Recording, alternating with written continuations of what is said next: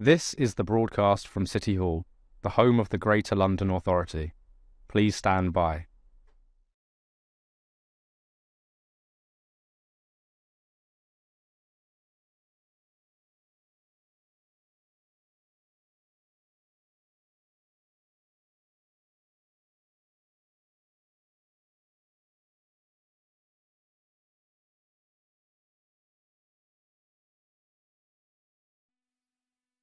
This is the broadcast from City Hall, the home of the Greater London Authority. Please stand by.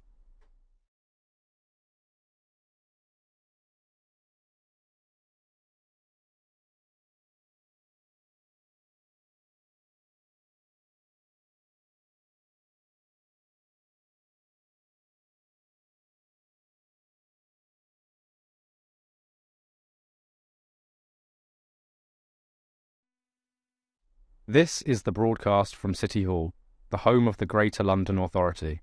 Please stand by.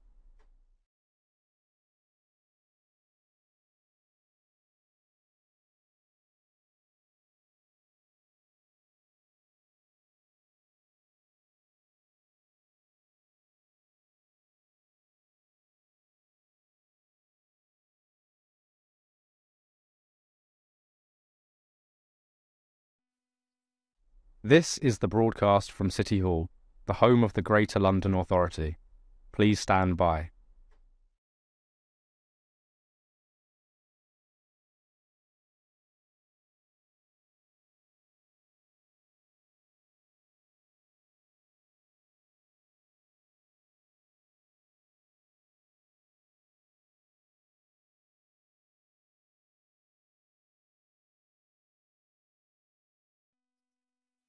This is the broadcast from City Hall, the home of the Greater London Authority.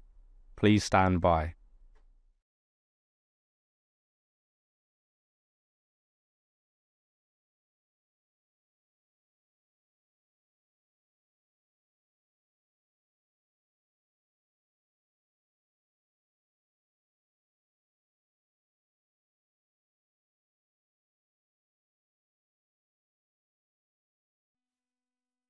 This is the broadcast from City Hall, the home of the Greater London Authority.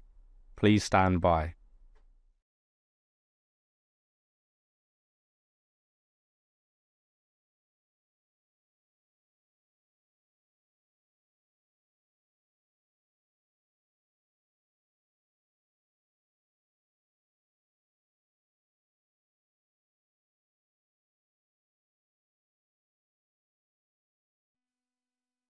This is the broadcast from City Hall, the home of the Greater London Authority.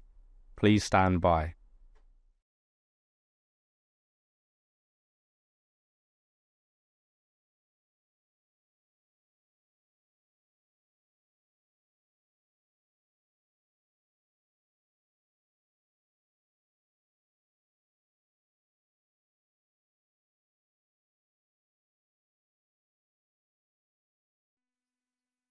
This is the broadcast from City Hall, the home of the Greater London Authority. Please stand by.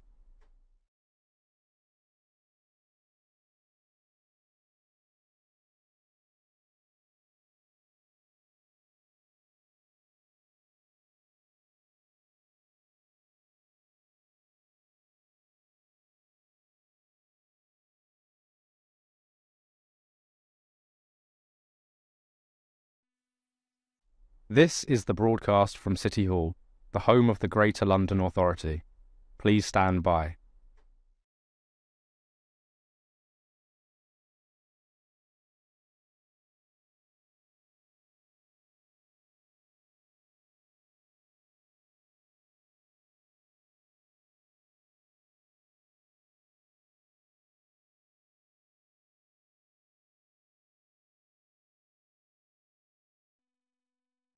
This is the broadcast from City Hall, the home of the Greater London Authority.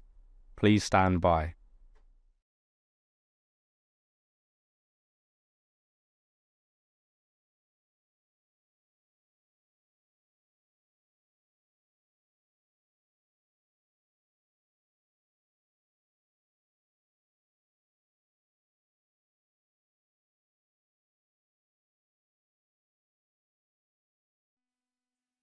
This is the broadcast from City Hall, the home of the Greater London Authority. Please stand by.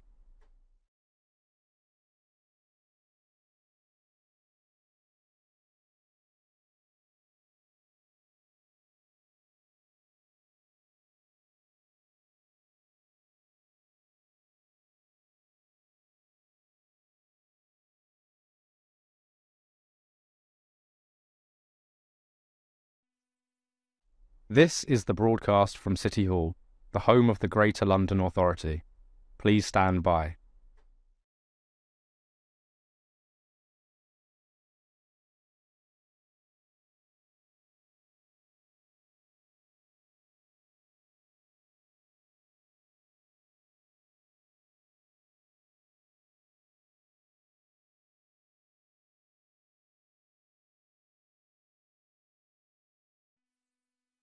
This is the broadcast from City Hall, the home of the Greater London Authority.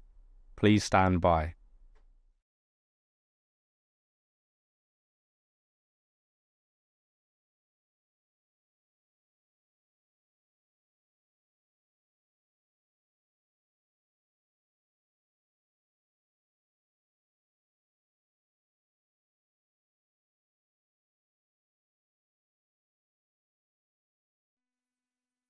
This is the broadcast from City Hall, the home of the Greater London Authority. Please stand by.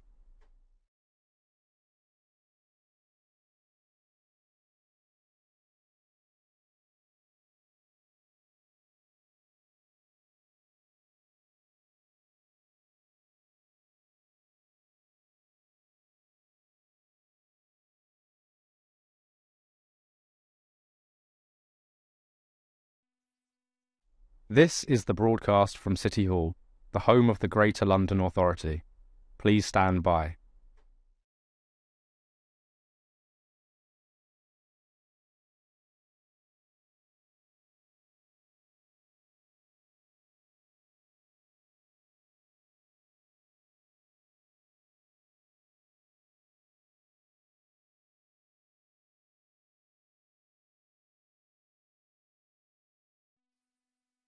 This is the broadcast from City Hall, the home of the Greater London Authority. Please stand by.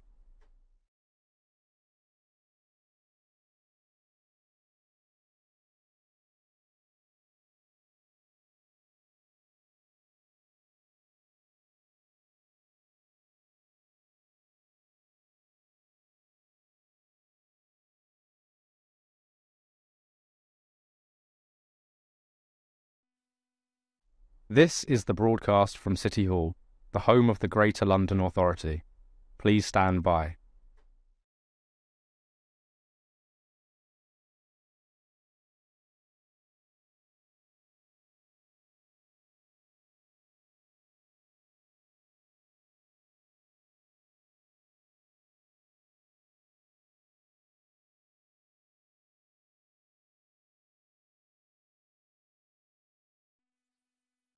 This is the broadcast from City Hall, the home of the Greater London Authority. Please stand by.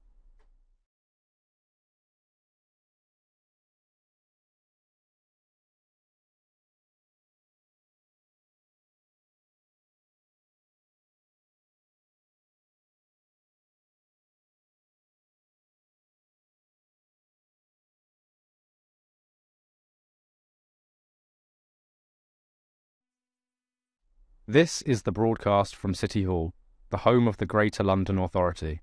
Please stand by.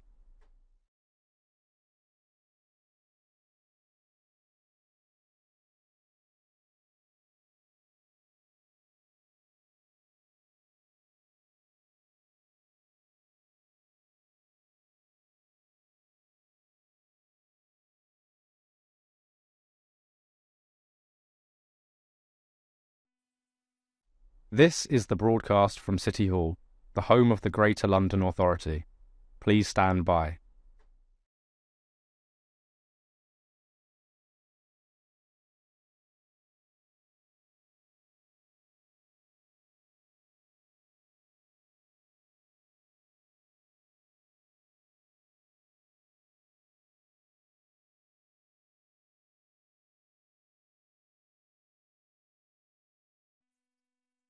This is the broadcast from City Hall, the home of the Greater London Authority.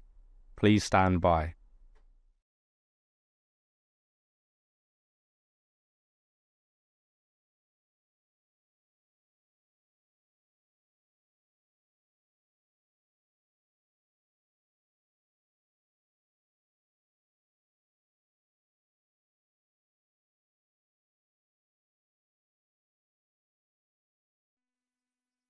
This is the broadcast from City Hall, the home of the Greater London Authority.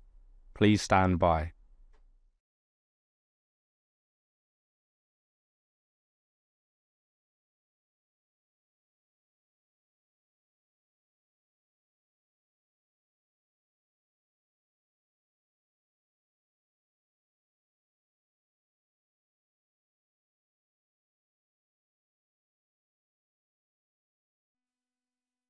This is the broadcast from City Hall, the home of the Greater London Authority.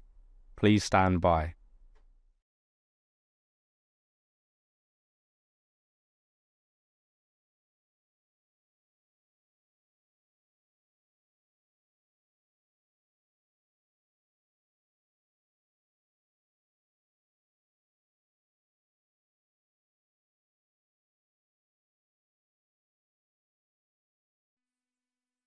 This is the broadcast from City Hall, the home of the Greater London Authority. Please stand by.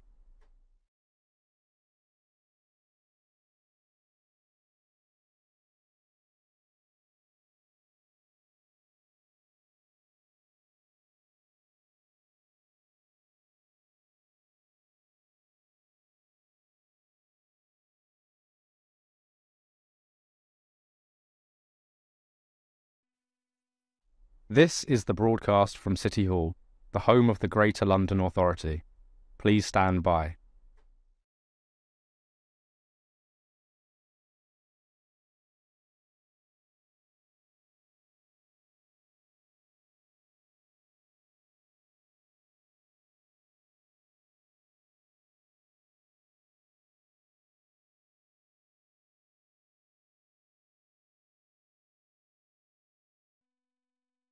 This is the broadcast from City Hall, the home of the Greater London Authority. Please stand by.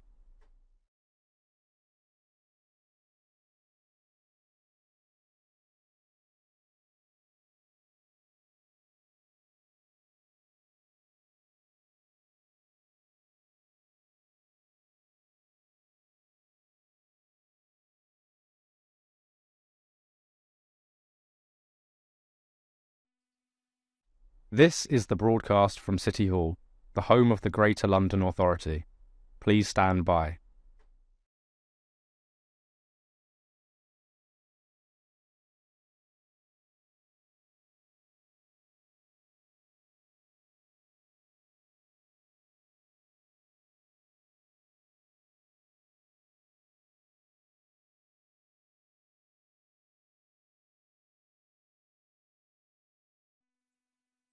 This is the broadcast from City Hall, the home of the Greater London Authority.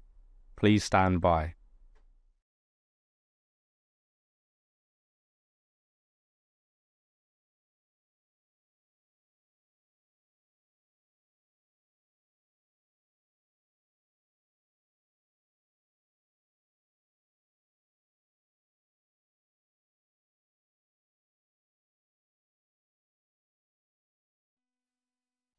This is the broadcast from City Hall, the home of the Greater London Authority.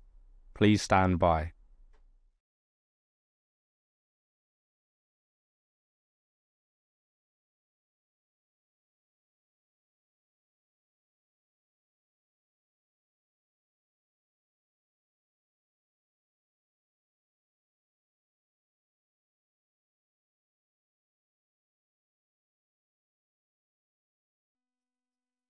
This is the broadcast from City Hall, the home of the Greater London Authority. Please stand by.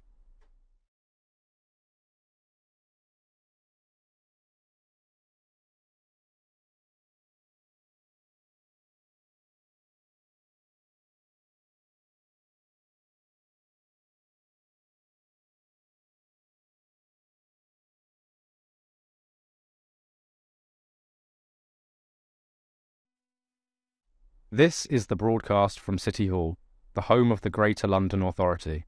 Please stand by.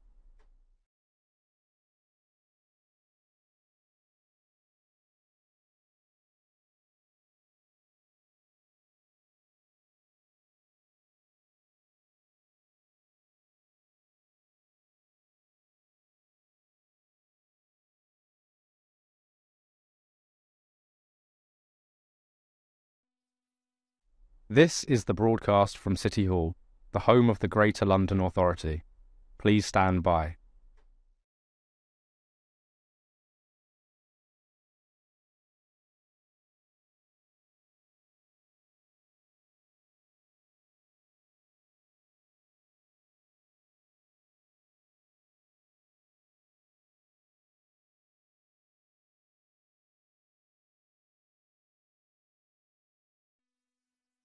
This is the broadcast from City Hall, the home of the Greater London Authority. Please stand by.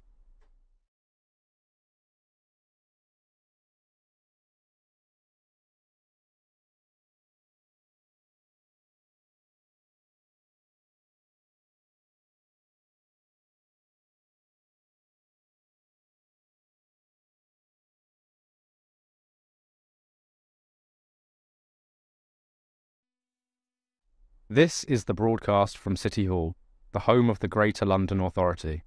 Please stand by.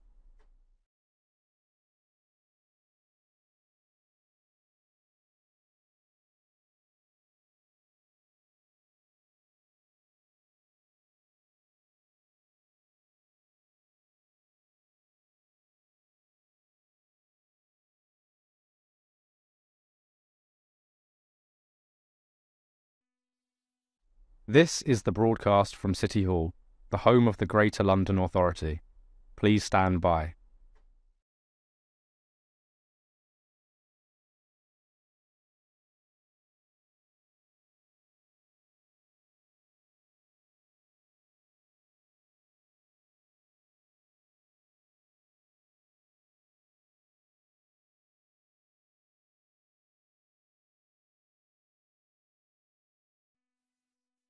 This is the broadcast from City Hall, the home of the Greater London Authority.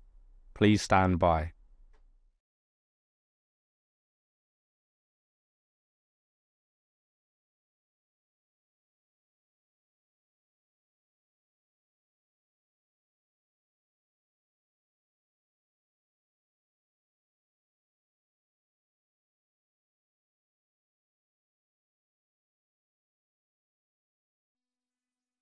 This is the broadcast from City Hall, the home of the Greater London Authority.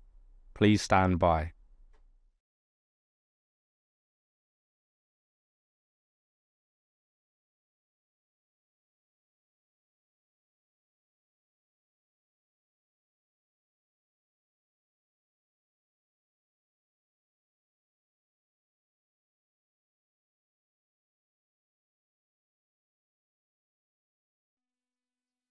This is the broadcast from City Hall, the home of the Greater London Authority.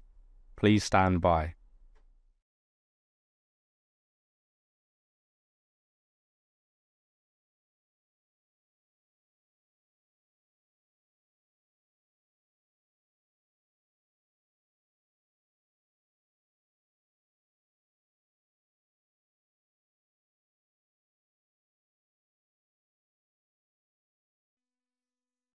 This is the broadcast from City Hall, the home of the Greater London Authority. Please stand by.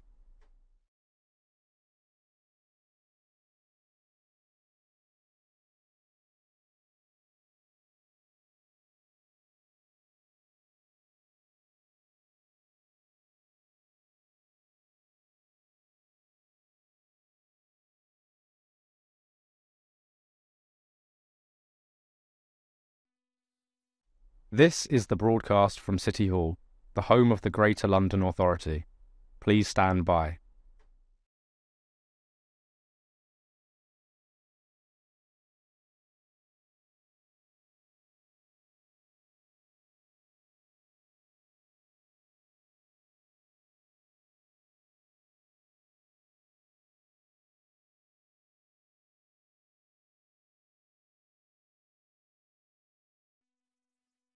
This is the broadcast from City Hall, the home of the Greater London Authority.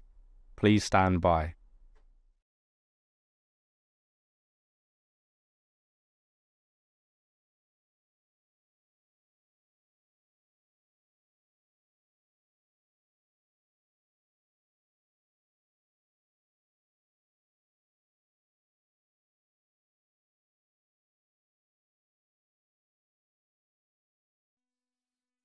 This is the broadcast from City Hall, the home of the Greater London Authority.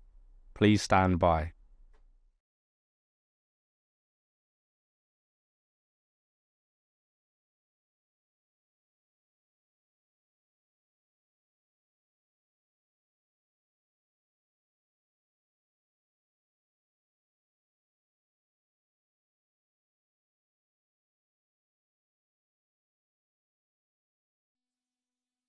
This is the broadcast from City Hall, the home of the Greater London Authority.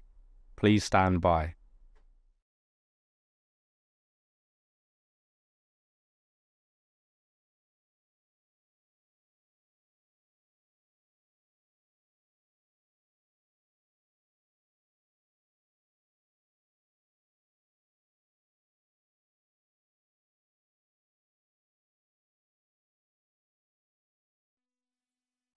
This is the broadcast from City Hall, the home of the Greater London Authority. Please stand by.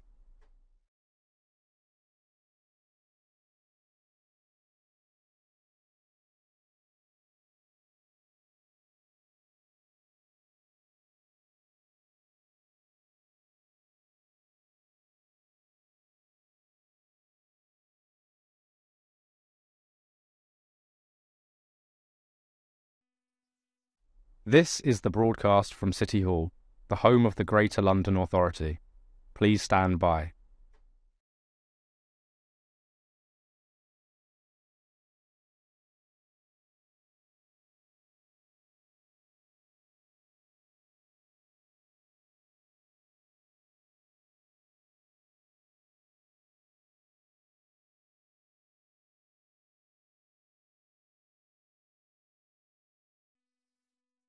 This is the broadcast from City Hall, the home of the Greater London Authority. Please stand by.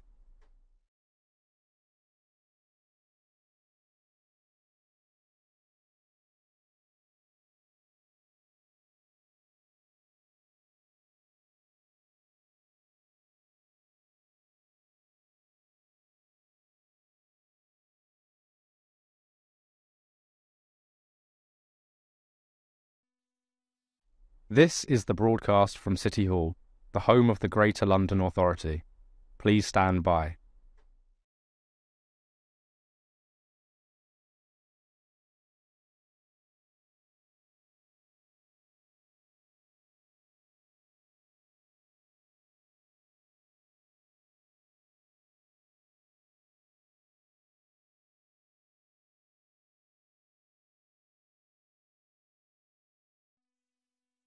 This is the broadcast from City Hall, the home of the Greater London Authority. Please stand by.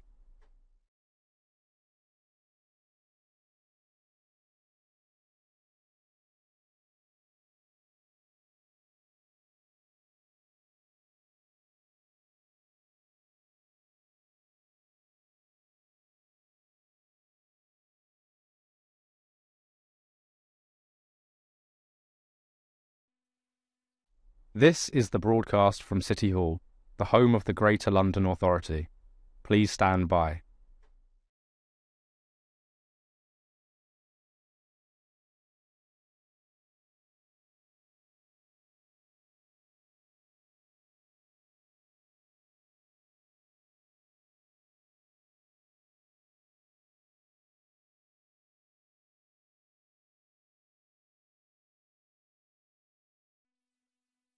This is the broadcast from City Hall, the home of the Greater London Authority. Please stand by.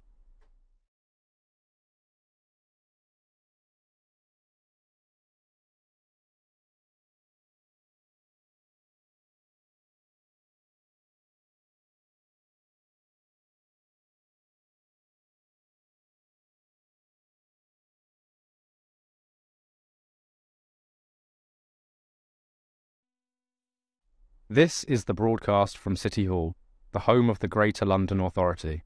Please stand by.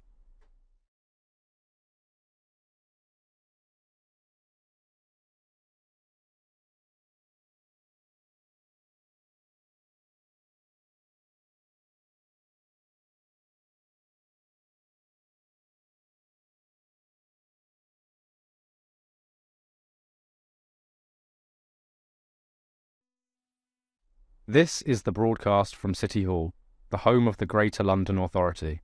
Please stand by.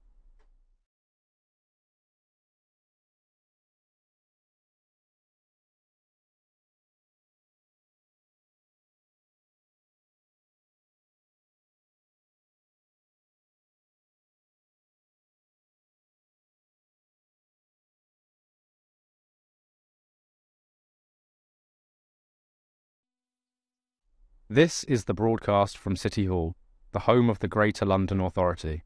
Please stand by.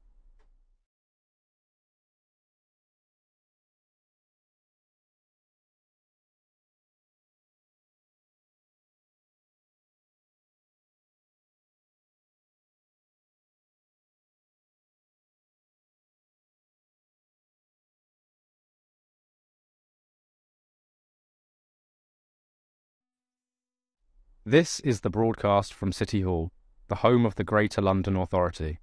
Please stand by.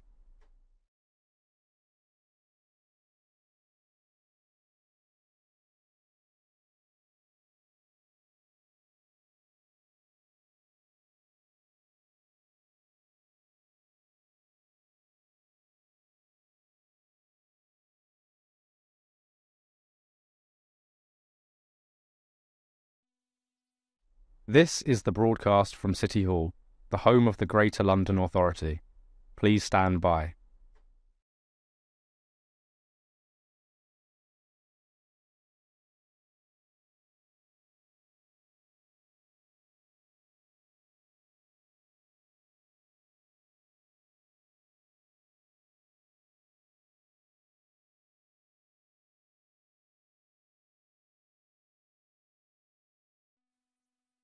This is the broadcast from City Hall, the home of the Greater London Authority.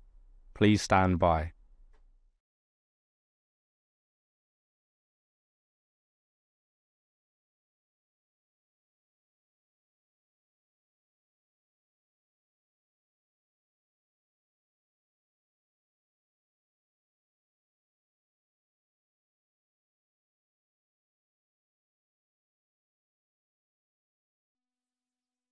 This is the broadcast from City Hall, the home of the Greater London Authority. Please stand by.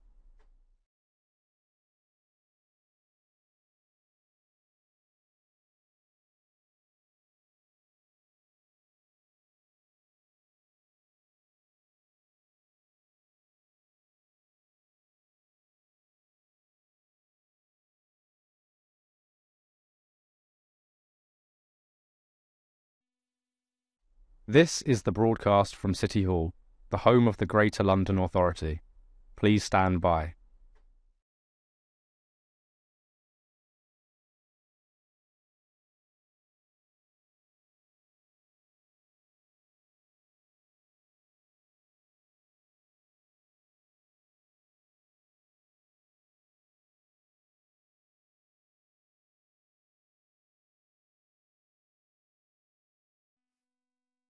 This is the broadcast from City Hall, the home of the Greater London Authority.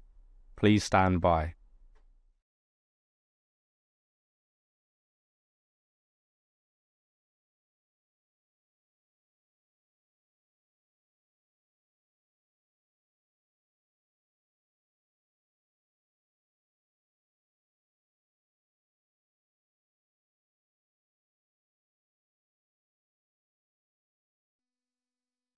This is the broadcast from City Hall, the home of the Greater London Authority.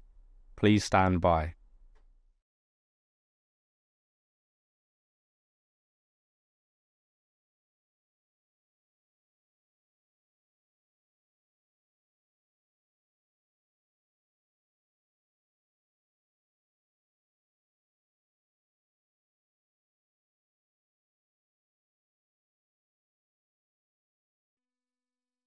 This is the broadcast from City Hall, the home of the Greater London Authority. Please stand by.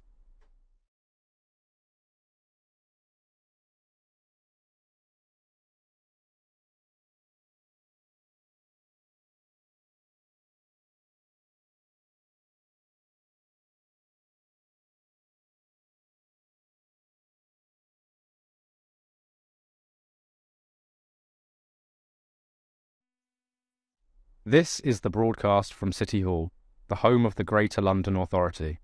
Please stand by.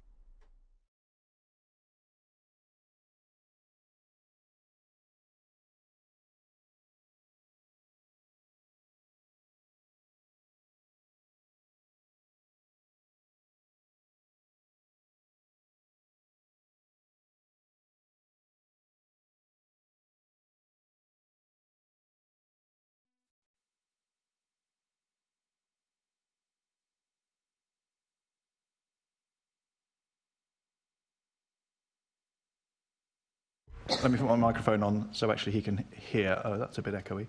So we're about ready to start.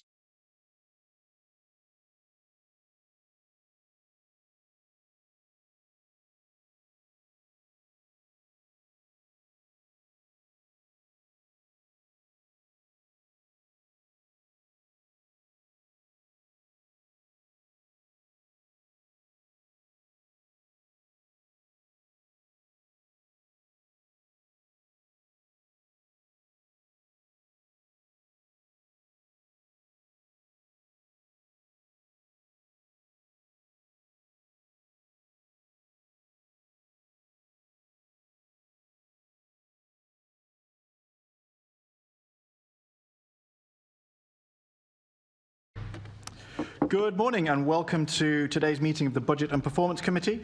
Can I, just before we start, a quick bit of housekeeping, can I ask people to make sure that your electronic devices are switched to silent? And I've just noticed that mine isn't. There we are. Easy as that. So can I ask everyone to make sure your devices are switched to silent mode to avoid any interruptions? And can I now ask our clerk, Paul Goodchild, if any apologies have been received? Thank you, Chairman. Apologies for absence today from Assembly members Clark and Hall, and Assembly members Turrell and Baker attending as substitutes today, and Assembly member Roberts is joining us remotely. Thank you very much. Declarations of interest. Can I ask the committee to note the recommendations set out at item 2 and ask if members have any other interest to declare? Noted. Excellent, well noted. Minutes, can we confirm the minutes of the meeting held on the 23rd of July 2024 to be signed by me as a correct record? Agreed. Excellent.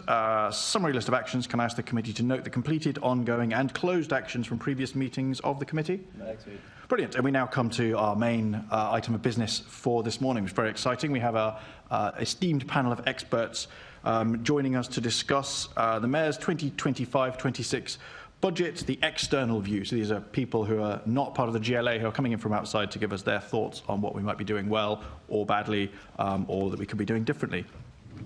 This morning we have 3 panels, firstly looking at TfL, secondly looking at affordable housing delivery, and then thirdly London Police and Crime Plan. There will be a short adjournment between each of those panels as we'll be moving some panellists in and out. But for our first panel, I would like to welcome Stuart Hoggan, who is the Associate Consultant from LG Futures. Welcome back, Stuart, in fact.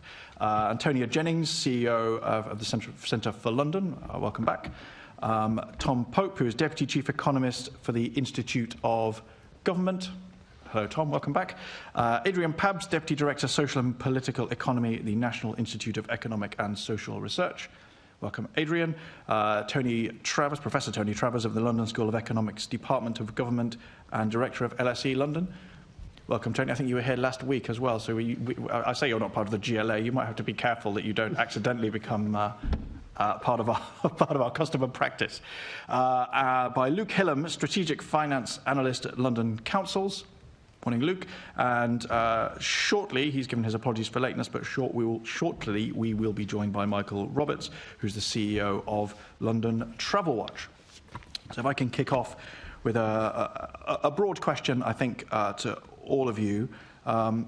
Thinking about improving London's transport system, what should the Mayor's priority be over this mayoral term, and how would the TfL budget need to adjust to accommodate those changes?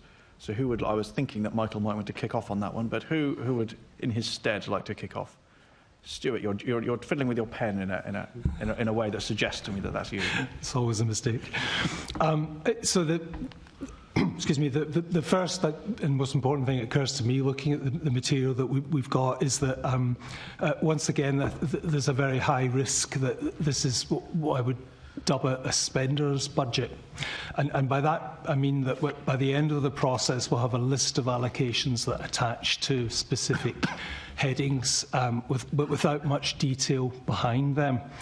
And in particular there's an absence of targets, which I would expect to see in an environment of uncertainty. There's a lack of articulation of the risks that attach to the broad objectives. There's no discussion of the mitigations, and there's no discussion of the contingencies that would come into play. That would apply if any of the assumptions fell short. So in other words, there's no clear path to delivery, and once again I feel that leads to both a lack of transparency and then ultimately a lack of accountability, and that applies as much to the transport leg as it does to the other legs of the budget. So, for example, there is an objective to achieve operational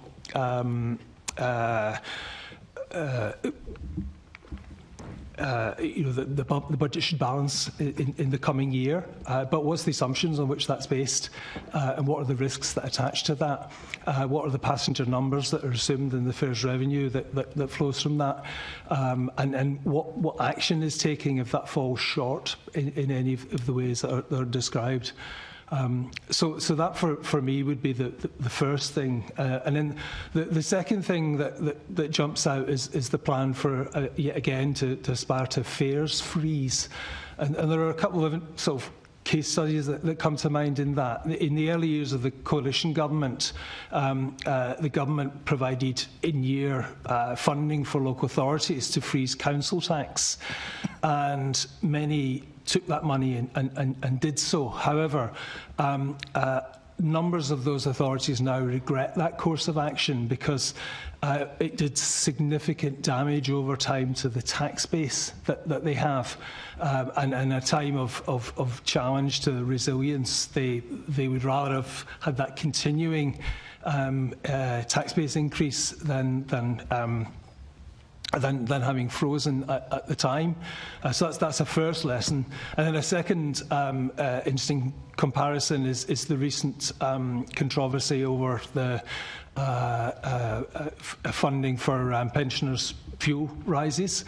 And the subsidy attaches to that, and that was pitched as a measure that was necessary because of shortages of finance. But you could just as easily have had a debate about the benefit system as a whole and who gains from that and who pays for the measures, and whether a universal benefit is the right way forward or whether more targeted measures are the right thing to do. And again, there's no obvious discussion of that either in last year's material or the intervening material or the budget guidance for this year. Okay, thank you, Stuart. Tony. I think to answer your question directly, and it's related to what Stuart's just said, I think the obvious thing for TfL over time to concentrate its efforts on is rebuilding the fare box. The yield from the fare box, if you look back to what was expected before the pandemic for this year, back in 2019-20, it was expected that for 24-25, passenger income from fares would be about 6.9 billion, when it's now actually 5.6, and actually it's going to slightly under-hit that according to the papers we've been sent here. So there's $1 billion less. Now, to be fair to TfL, this is a substantially better recovery than the National Railway has achieved. The National Railway is billions lower in terms of fare yield than it was before the pandemic, and that's having to be made up annually by government subsidy. So in that sense, the position that TfL's fare yield is in is better than the national railway system, but nowhere near where it was expected to be before the pandemic. So I would have thought, in terms of having resources to invest and a degree of independence, that every effort needs to be made to rebuild the fare box. And that, of course, in turn means encouraging more people to travel, because numbers are not only lower than they were before the pandemic, but have stopped increasing as fast as was expected. Thank you very much.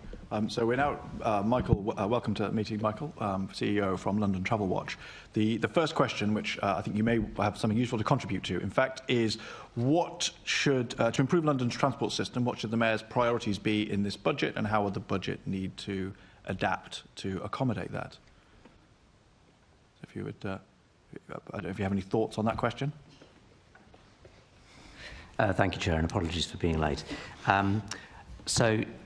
I guess the starting point for me is the fact that Transport for London has a 3-year business plan, which was published last December, and set against the context of that plan, which makes various assumptions about funding to deliver against a much longer-term mayoral transport strategy, which has got some big, hairy goals, many of which we would support at London Travel Watch. I think there are kind of 3 elements that TfL really needs to kind of understand better since that business plan was published. The first is that compared with plan, the situation around some of the key funding sources is turning out very differently than might have been anticipated about a year ago. That relates to the anticipated level of passenger revenue, and Tony's just referred to some of that. The story around GLA funding, the story around central government funding, where, of course, as we've heard many times, there is a hope that in time central government will be able to provide greater predictability of funding for Transport for London, particularly for capital projects. And also around the story on the level of savings, operational savings that are possible. All of these things have been moving, and there's a need to understand clearly where the net effect of that is. Some of those movements potentially are positive, but I think the overall impression I have is that there is a lot to be concerned about in terms of the resilience of some of those assumptions. That's the first of 3 things that strike me. The second is the business plan assumes certain things about funding to achieve certain outcomes, and TfL is there in large part to deliver the mayoral transport strategy. That strategy is off course substantially against many of its longer-term objectives. TfL in the summer has set out some headline reprioritisation of expenditure in response to being off trajectory, but it is only headline, and I think there's a need to understand better in detail what are the implications of that reset, if I can use that term, in terms of expenditure. And then finally, we have an overlay since last year of commitments made in the mayoral election manifesto, some of which are a restatement of commitments that were there before, some of which are, it looks like an acceleration of commitments that have a financial implication, but without some real numbers behind them. And other aspects of the manifesto refer to issues, for example, potential devolution of rail services to the mayor, which also have financial implications, but the consequence of which is unknown in detail.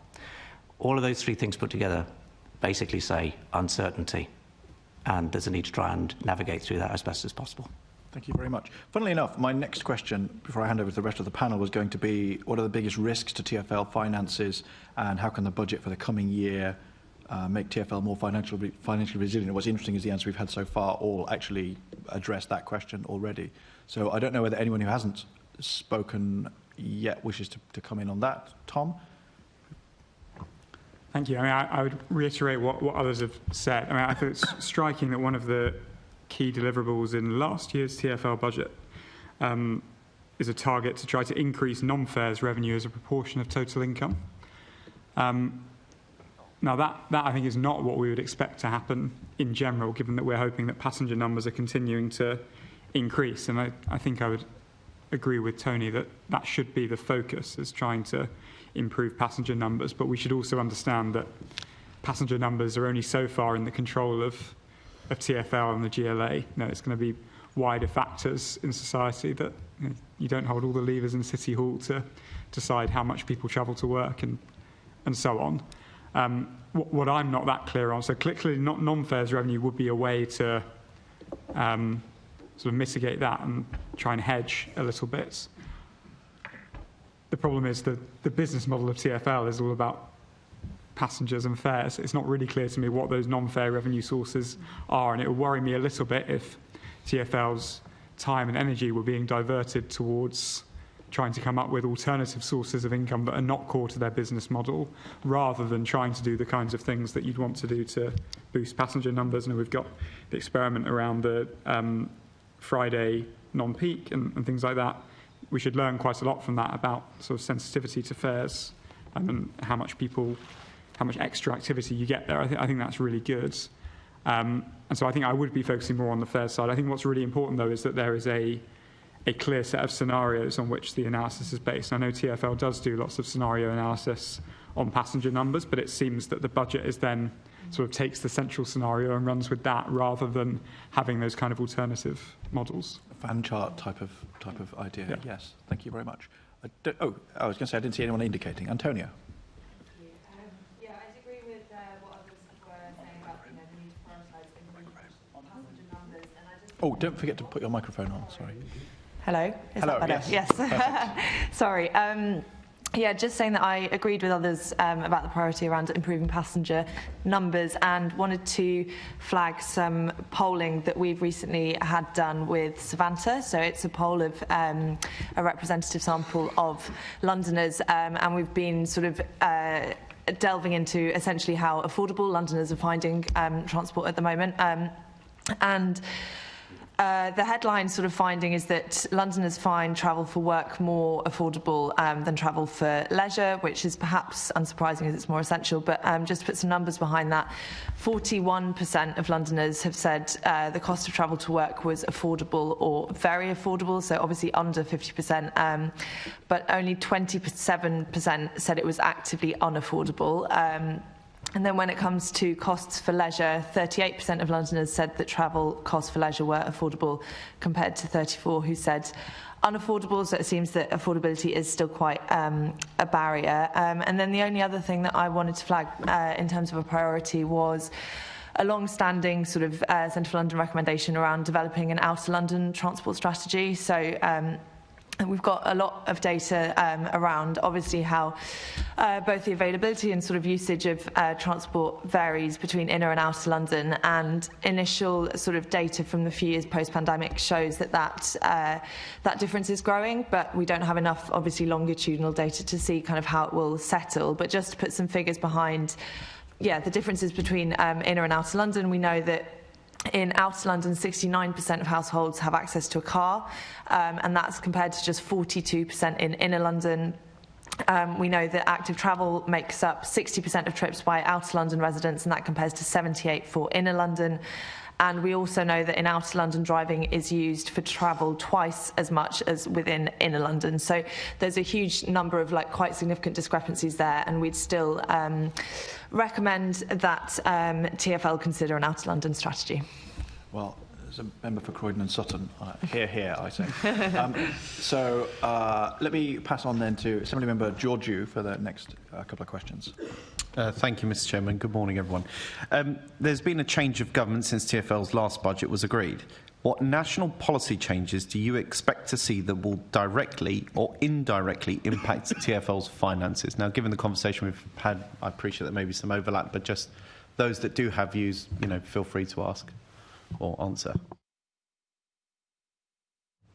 I think we'll know a lot more in about a week, just over a week's time when we see the budget. But it feels like that the two biggest changes that are likely to affect TfL directly or indirectly, one is going to be on the capital side, and this seems to be a government that is going to increase planned national capital investment by quite a large amount, and there likely is I would expect there to be some implication for TfL there as well. I think the other would then be their approach to local government finance, which I think is less well developed, and we probably still won't have a full answer next week. But I think there is a commitment, and they will be committed towards more multi-year funding Certainly, we know some of the combined authorities will be getting more of that multi-year certainty, and you would hope that that would apply. I mean, that's more broadly for the whole GLA. That doesn't just affect TfL, but it feels like the sort of on the one hand, more capital investment than we might have been expecting, given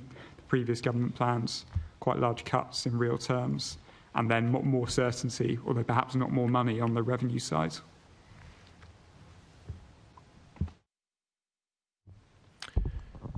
I share what Tom's just said, but I think there's also a real risk that certain capital projects will be cut because they may not have the effect that the government would like to see within the 5-year horizon of the fiscal rules. And so if the government sticks with the debt rule and you know the target of bringing that down by the 5th year, then there is a danger certain capital projects may get cut, and I think that is the risk. And you know, the National Institute has been arguing for a long time that this 5-year rule is entirely arbitrary. There's no economic case for saying that debt has to fall by the 5th year, and that even if one wants, of course, stable public finances as a way of boosting business investment and creating greater certainty in a very uncertain world. Nevertheless, it is just that. It is arbitrary, and a lot of chancellors in the past have moved the goalposts anyway. So, you know, the 5-year target really is not helping here. And we very much hope that the government will not cut capital investment just because it doesn't have that return within the 5 years. Thank you for those two responses. Now, oh, sorry, Tony, go for it. I mean, it seems to me that in looking ahead, TfL has to balance the need to maintain its existing system, and that will have come under pressure in recent years, alongside, you know, the need to renew some of its existing assets, notably the more antique of its trains, particularly the Bakerloo line, which I'm sure I've heard somewhere are the oldest rolling stock running on any railway in the United Kingdom, or some such fact. Michael's nodding, which is encouraging, not in a good way. And as against the list of extensions, West London, South London, which they have, and sort of getting the balance, clearly the balance between all of those right, it seems to me essential when it comes to their, you know, next business plan, given, as others have said, the potentially at least rather more, not only the greater chance that the government will allow capital investment, but that there is certainly from next year, from March, the possibility of a longer-term funding plan, so not just 1 year at a time, but several years. I mean, the other thing, it seems to me, and that's already been referred to, is TfL is going to have to give thought, it seems to be, in this coming year, along with the government, to the question of the future of the national rail system in London. Because if the National Railway is to be, or if the railway is to be nationalised again, then a lot of that railway is in London, the National Railway, and certainly its fare yield is in London. So quite how the new central government railway and TfL's railway and public transport services more generally operate together, I think will become more, it'll become a more governmental decision than it has been when the system is renationalised. Or as the system is renationalised. Stuart, I'm just conscious of time, so yeah. Just to quickly add emphasis to what Tom said, one of the things that won't change is the pressure on resource expenditure and the demands from different public services well beyond TfL. So although we might see longer term certainty, it won't be in December, it will be after the spending review, and therefore in the following financial year. Although we will see, I suspect, a review of needs and resources between different local authorities, it's not yet possible at this stage to say how that would affect the GLA, which is much more likely to be settled on a bilateral basis between central and local government.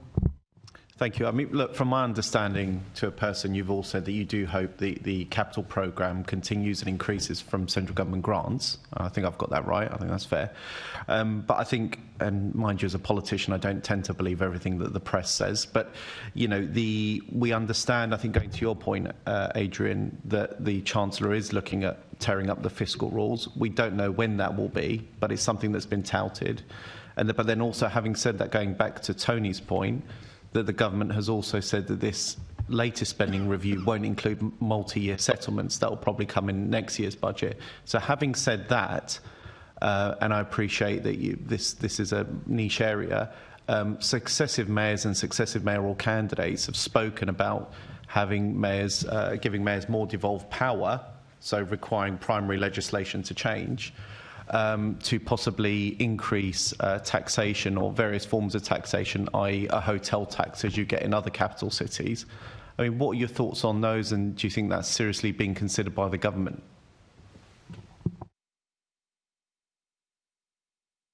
And mind you, I'd add that this because other major cities primarily use it to fund their transport systems. So that's the question. I think I would note that the devolution that we've seen so far is, first of all, builds on what's gone before. Second of all, is very much around economic development. And third of all, has not really focused on devolution for specific services, and has certainly not focused on fiscal devolution. Indeed, the Chancellor's on the record as setting her face against that. So whether we'll see a kind of a garden of new taxes and charges spring up, I'm sceptical about. Hotel charges would certainly benefit London and a small number of other places, but generally the amounts of revenue is small, and from a central government perspective arises in places where the need is not necessarily the strongest, and so the political capital tends to focus on other ways to improve the system rather than small taxes and charges at the margin. That's not to rule it out indefinitely, but it's certainly not been a priority under either administrations up to this point. I mean, just the freestanding issue of a tourism tax, or whatever it's to be called. I mean, all I'd say is it may be a relatively modest amount, but at the margin, it's an infinitely large amount for most of local government. And it's, you know, all I'd say is sort of little more than the global traveller. It's surprising how many other cities survive with the tourism industry with quite a hefty tourism tax, and London doesn't. Oh, I put it like that. So, I mean, when I chaired the London Finance Commission, we advocated such a tax, whether it's ring-fenced for transport's another matter. But on the subject of TfL's sustainable finances in the long term, seems to me, with the likelihood of major investments in transport and transport-related infrastructure at Old Oak and at Euston, the issue of whether a more easily accessed version of tax increment finance can be produced, of the kind that was used at Battersea, is well worth TfL investigating, because some of their projects, the West London Orbital one and the Bakerloo Line extension down the New Kent Road, potentially could be enormously speeded up by some sort of tax increment finance arrangement. And, you know, the Northern Line extension at Battersea was substantially funded in that way, and it allowed the whole development to take place there. So I think that it's worth TfL trying to see if they can convince the new government that an off-the-shelf version rather than an endlessly negotiated version like the first one would be a possibility for some of these big new projects. Thank you, Mr. Chairman. Thank you very much. Just for the non-specialists listening in, it's possible some are. Tax increment finance is where you fund a capital project by taking, let's say, over 20, 25 years, business rates or council tax or something from the area that then is supported by that new development, just in case any non-tax lawyers are watching. Assemblymember Mahfouz. Thank you, Chair. And it's on capital projects that you've all talked about so far that I wanted to just continue to focus on. So we've seen a number of different models in the past in terms of delivering capital programmes across London, some successful, some less so. First of all, just in terms of, clearly the Mayor has stood on a very ambitious platform of new capital programmes across London. And Tony, you talked about the need for that investment in infrastructure, and not to forget that as well. And clearly TfL's finances, the need to achieve a surplus in terms of potentially contributing towards that. And you've all talked about government grants potentially coming through from the budget, either this year or in future rounds. So two-part question. One is in terms of amongst that ambitious plans that the Mayor has put forward, would you have a priority list of which capital programmes you would wish to see agreed at an earlier stage? And which of the, and the second part is in terms of funding for those, and Tony, you've started to touch upon that, what has worked really well and could be an opportunity to leverage in additional funds that are not currently on the table? So whoever wants to take that first, but Tony? I mean, I know it's sort of too obvious to say, really, but I do think anybody with a longish memory of London, failing to maintain the existing system can lead to terrible bad performance. That was true in the 80s and 90s. It took a very long time to recover the system. And so, given the pressure that TfL and other transport operators have been under in the last few years, I would say ensuring that the existing system is maintained is the number one priority, and that really does mean maintaining it properly. And then replacing the more antique of the rolling stock for the tube, and indeed ensuring the bus fleet is functional and up-to-date and emitting less, and then extensions. I mean, that would be my order of priority, but it's not to say we shouldn't have new lines and new infrastructure. And indeed, you know, if these things like the Bakerloo line extension and Crossrail 2 are not being discussed, they'll never happen. So they have to be kept, you know, bubbling away at the back of the stove. Otherwise, they'll never ever happen. And if they are bubbling away at the back of the stove, eventually they will happen. That's true of the Victoria line. It was true of the Elizabeth line, Jubilee line extension. But they have to be discussed and kept in the public eye. Otherwise, they'll never occur. They'll never be built. And did you want to say anything more about funding, Tony, or shall I? No? I think enough from me. I said fair enough, I think. Luke, I wanted to just bring you in from a London Council's perspective. Yeah, for sure. I mean, I think obviously supportive of the capital plan and the projects identified, and I think we would flag, you know, how important that is for economic growth and job creation, and how that will impact the boroughs. I think one piece we would want to flag is around certainty around long-term infrastructure planning, and more certainty, particularly for those projects. So the more certainty we can have as the boroughs, the better we can plan the enabling infrastructure around them. And so I think that's a piece that we would flag looking at the materials. You know, we've been calling for a 10-year infrastructure plan. That's something that central government would have to support as well, but we want TfL to be, you know, leading and involved in that. So. Antonia?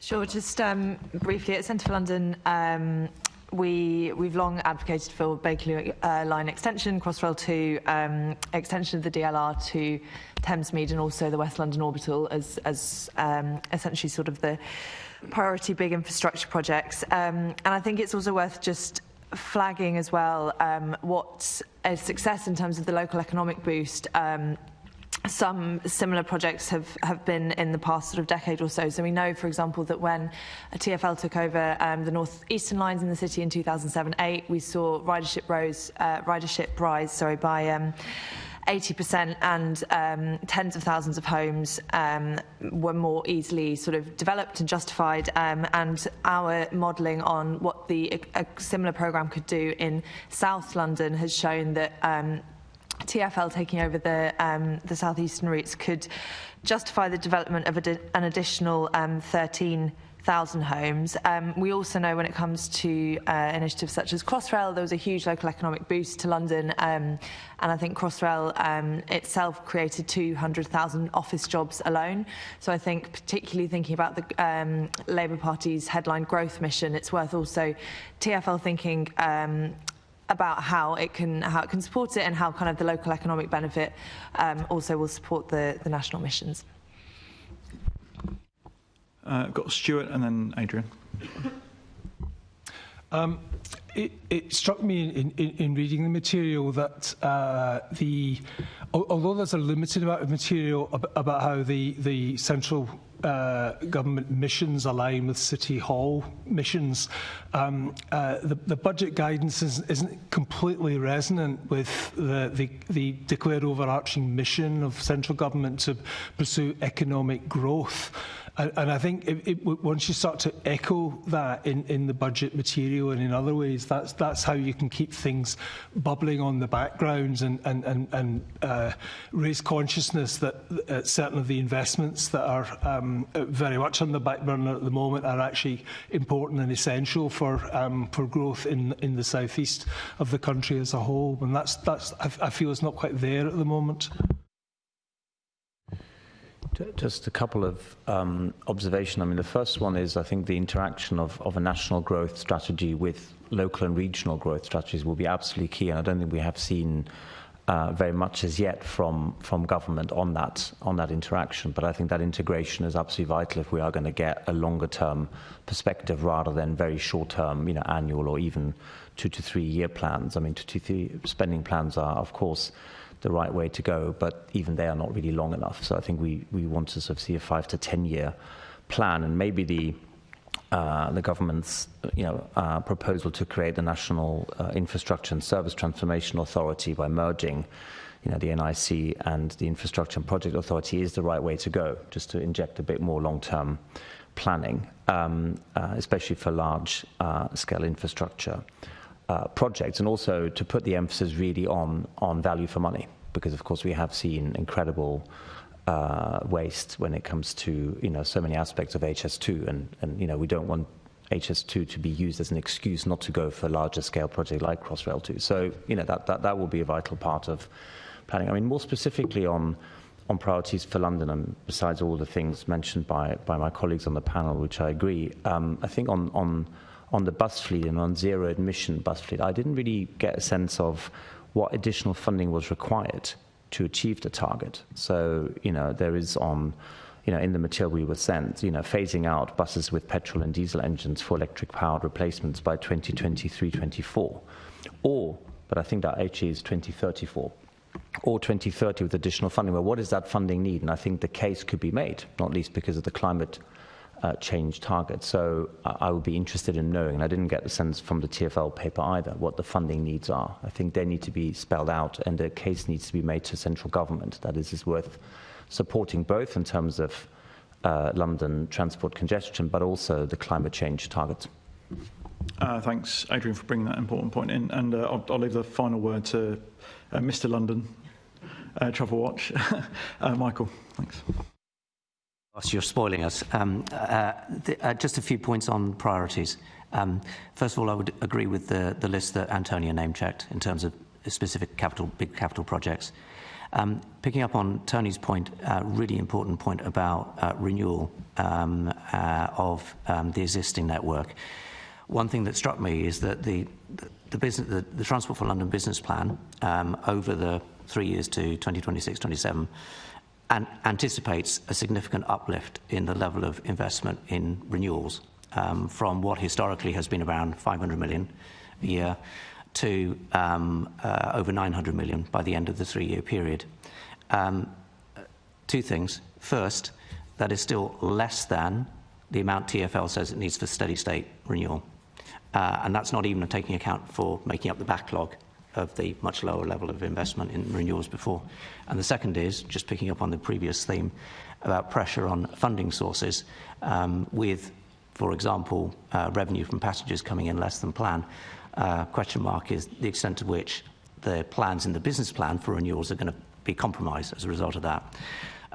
The other area to mention from our perspective that we would regard as a really high priority is investment, or rather interventions around buses and improving the quality of bus services, some of which may imply capital investment, for example, through local councils to provide bus priority measures. There is a current commitment to increase the number of bus kilometre lanes by 25 kilometres by next year. I think the total number of bus lanes in London at the moment is about 300, and it sort of begs the question: well, what comes next? You know, is it another 25 in 2 years? Is that ambitious enough, given that bus speeds have been falling, and when bus speeds fall, patronage falls, and when patronage falls, fare income falls. So for us, given that buses are the most predominantly used form of public transport in the capital, big area of priority. And the most accessible as well. So, brilliant. Oh, thank you very much, Michael. Thank you. So we now go to Assemblymember Roberts, who is hopefully seamlessly joining us online. I am, Chair. Thank you very much. And good morning from Harrogate. A question, well, firstly, an observation is that Stuart mentioned the council tax freeze, and I agree 100%. As a leader of a local council, coming in 2018 and trying to pay 2018 bills with 2010 income is just absolutely impossible. So fare freezes, while they may be popular, are not necessarily the way forward.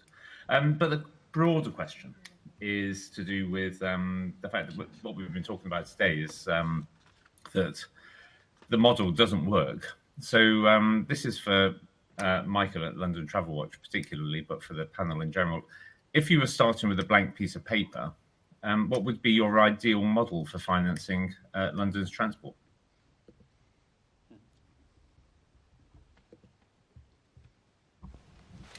Wow, that's a $64 million question.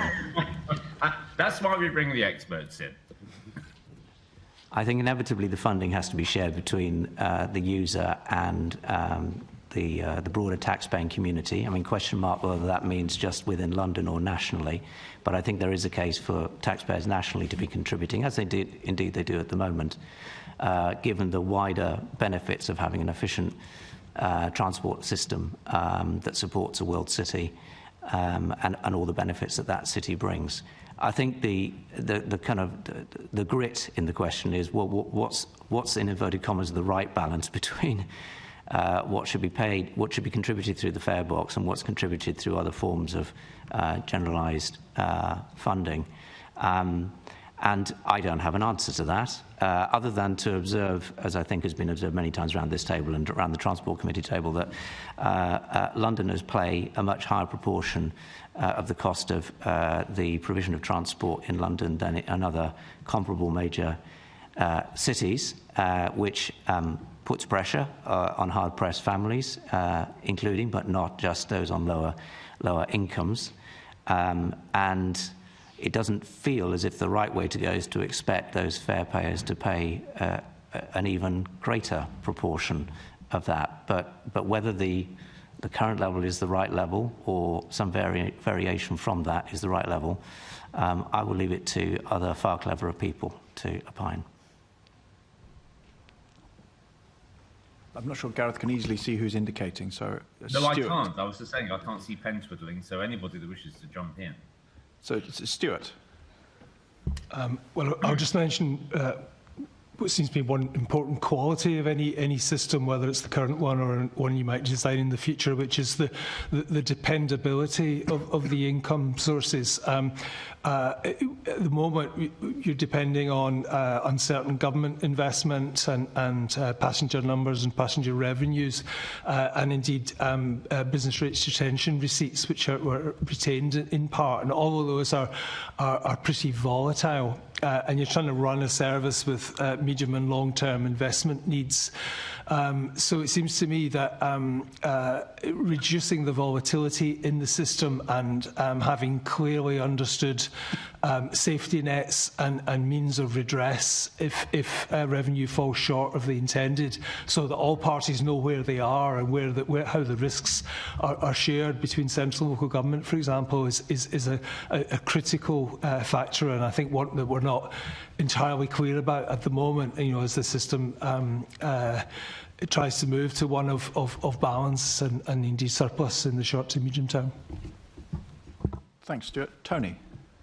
I mean, fares, nobody likes paying fares, obviously, although, people pay as they do for other things in exchange for a service and can appreciate that. And I do think, to Stuart's point, that, I mean, fares are hugely important. I mean, the pandemic, of course, exposed the difficulty. Pandemics, let us hope, are not going to happen again. Apart from that, fares are an incredibly powerful income source, incredibly important income source, in the mayor's hands, in London government's hands. So they raise more than all of council tax, I'm pretty sure, in London. Certainly something similar to council tax, if not more.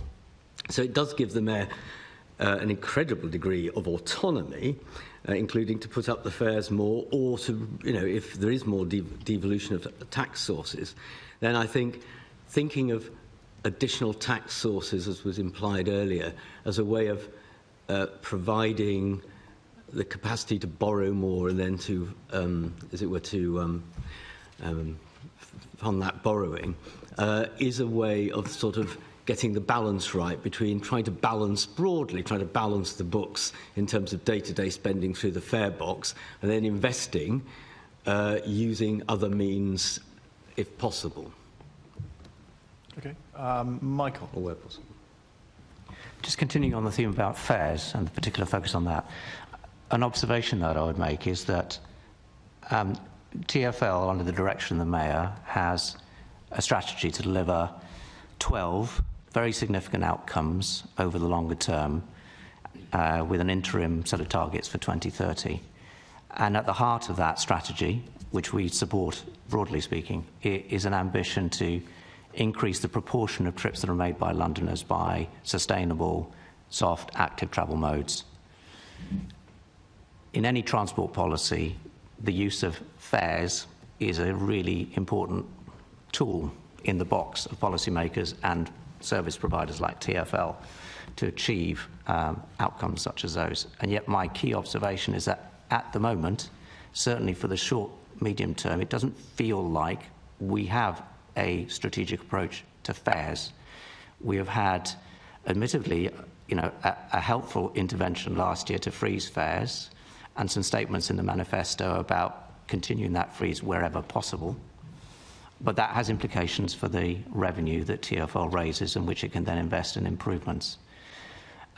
It feels like there needs to be something a little bit more joined up and strategic, and the proposition that we have aired recently at the Transport Committee is that there should be some thought given to the desired future trajectory of fares, maybe over 3 years, keeping it relatively realistic, which in some way looks at the relative cost of public transport over that period of time compared with, say, what is expected in terms of the cost of motoring, what is expected in terms of household incomes, in order that a sweet spot can be hit between keeping public transport fares attractive and, on the other hand, ensuring that it sustains revenue generation in order that TfL can afford the things that it can invest. Within that, one important detail, just picking up a strand from the previous part of the conversation, is I think there's a story about the role that fares can play in addressing the needs of the transport needs of outer London. And potentially some out-of-the-box thinking about what is it that one might do to tailor fares policy to make public transport yet more attractive in that part of London, where there is the biggest challenge in encouraging people out of the motor car by providing attractive alternatives rather than forcing them. And again, that's part of the strategic approach which I think we need, but which I think at the moment is lacking. Okay, thank you. I don't see anyone else indicating, Gareth, so I don't know if you had another question. No, thank you, Chair. It's been covered off very well. Thank you. Okay, thanks very much. In that case, we go to Assembly Member Baker. Thank you, Chair. So I was going to ask about fares, but no, that's so. And I was actually specifically sort of going to ask a question that Michael, you've just answered, which is no, it's fantastic. Which is around. So we've talked about the fares freeze quite a bit, and I was both going to ask the panel about how they felt the fares freeze itself might be positively impacting ridership versus the impact on on the fare box overall, and whether there might be other budgetary measures around fares that might positively impact the fare box and usage of public transport overall, although those are two slightly separate things. I just wonder, although Michael has given a very comprehensive answer, I wonder if anyone else has any views on any of that. Just on the fare freeze, I think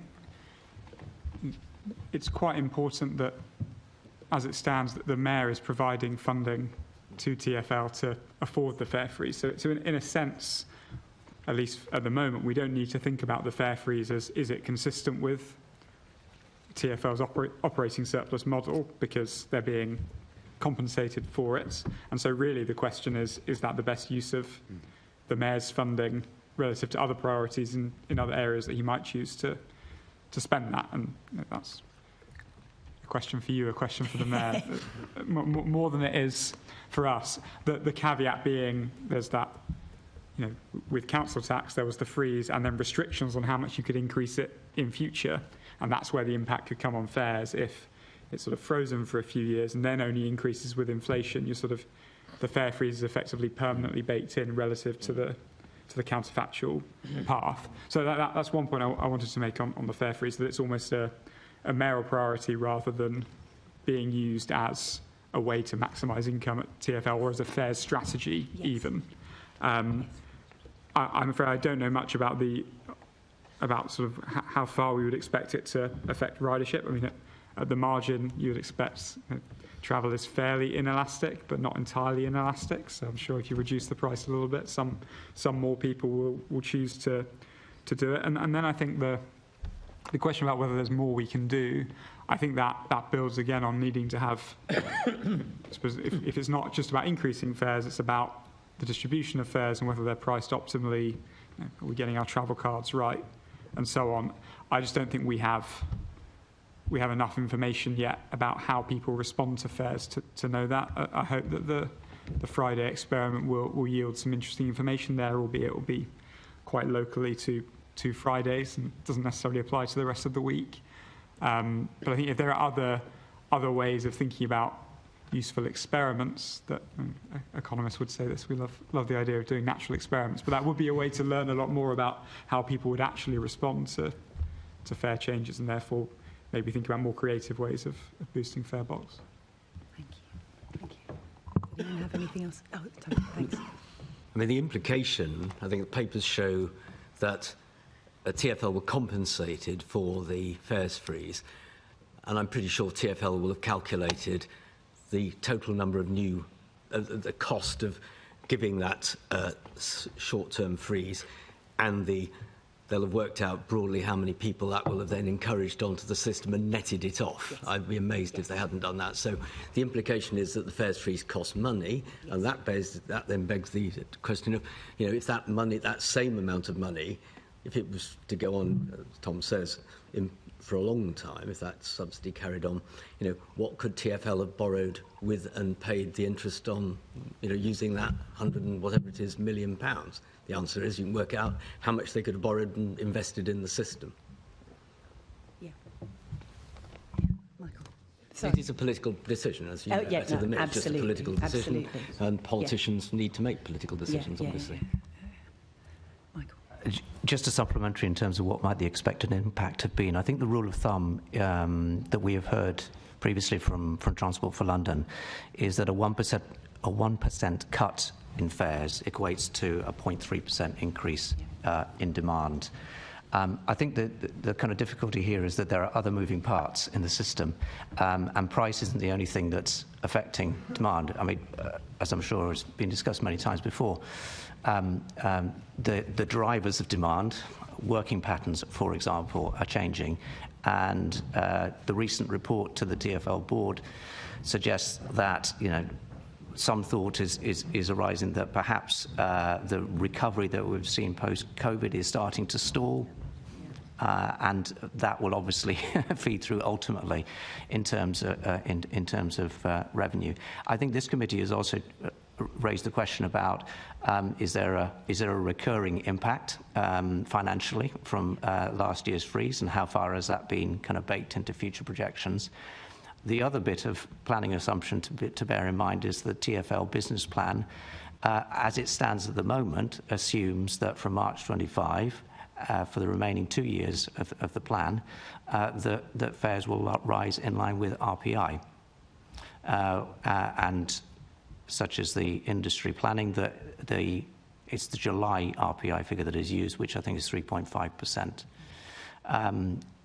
Whether or not that still stands, either because national government policy might change, or the Mayor's transport policy might change, or both might change, who knows? And of course, it isn't necessarily on fares and TfL. It's not necessarily applied bang across the board in terms of how that fare is. So there's levers TfL can pull Correct. in terms of the budget if ridership is a priority. But that may or may not increase the fare books overall, I suppose. That's the sort of thing I'm trying to get at. You're absolutely right. And just going back to the general level, rather than whether you can maybe vary the level of fares change across modes, if there was an RPI, a July RPI figure applied, the 3.5%, I note that is a level of increase that's higher than the planning assumption in the GLA economics figures around what would be happening with household incomes in the same period. In other words, there'd be a real terms negative impact upon those, or potentially on those households that are using transport. Yeah, thank you. Thanks very much. Back to you, Chair. Thanks. Just clarifying the fares freeze, actually, we had this... I'm sorry, before I move on, I have a very important piece of business to do, to welcome Year 4, who have just joined us from the Charlotte Sharman Primary School in Southwark. Good morning. Welcome to the Budget and Performance Committee. We have a panel of experts from outside the City Hall this morning who we are asking what they think about what we're doing. So you're very welcome to join us at the meeting this morning. What I was just going to say on fares freezes, earlier, I think it was January or February this year, so at the tail end of the previous budget cycle, in the morning we had the TfL Commissioner, and I asked him if he was expecting to get a cheque for £123 million, notionally speaking, to cover the fares freeze for every future year, and he very clearly said yes.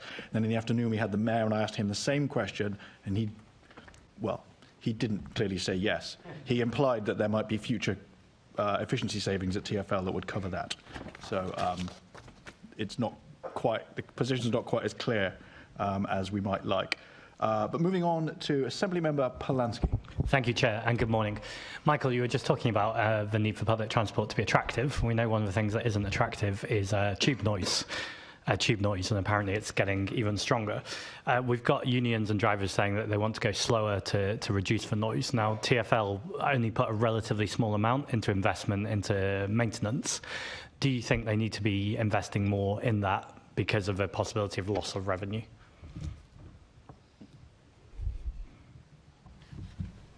In principle, yes, but lots of other competing calls on that constrained pot to improve service quality. So yes, in principle, but I guess it's a balancing act compared with all the other things that TfL potentially needs to invest in to improve service on the tube. One of the many things to balance. Tom, I think this is a question for you, but anyone feel free to jump in. So it's about clean electricity. What impact or how significant do you think TfL's clean electricity will have on the reduction of carbon emissions in the short term?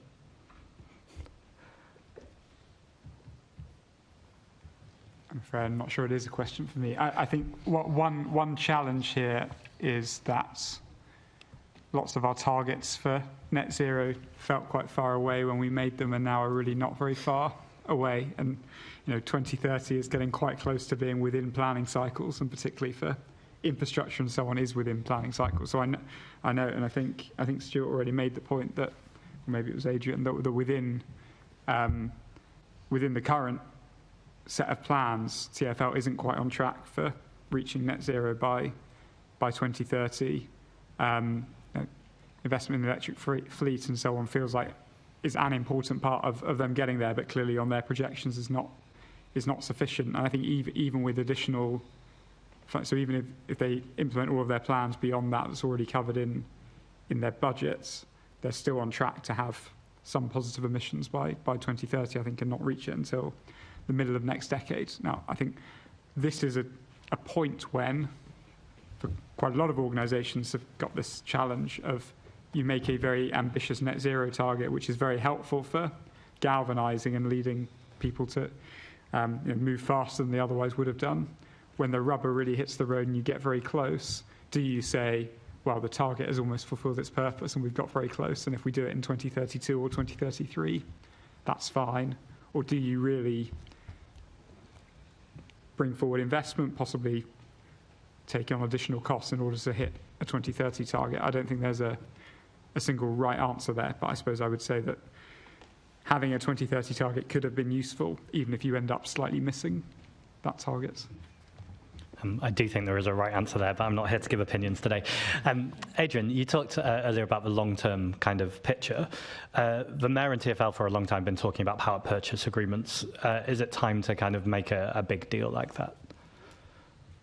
I certainly think this should be considered very, very closely because, policy is about reducing uncertainty, trying to absorb shocks or the effects of shocks rather than adding to it. So that's why short-termism is so problematic, as it injects yet more uncertainty into the system. So anything that can be done longer term, I think is very welcome. And maybe just to rejoin to what's been said earlier, both fiscal decentralization really has to be considered much more by the new government than previous governments. And then there's also the possibility of borrowing against that, because we now have municipal bond facilities. They haven't been used much, but I think if you had more fiscal decentralization and you had a careful, prudent form of borrowing, then you could invest more because, as we saw with the TfL budget, in the papers we were sent, 90% is current expenditure, only 10% is investment, and maybe that's the way to gradually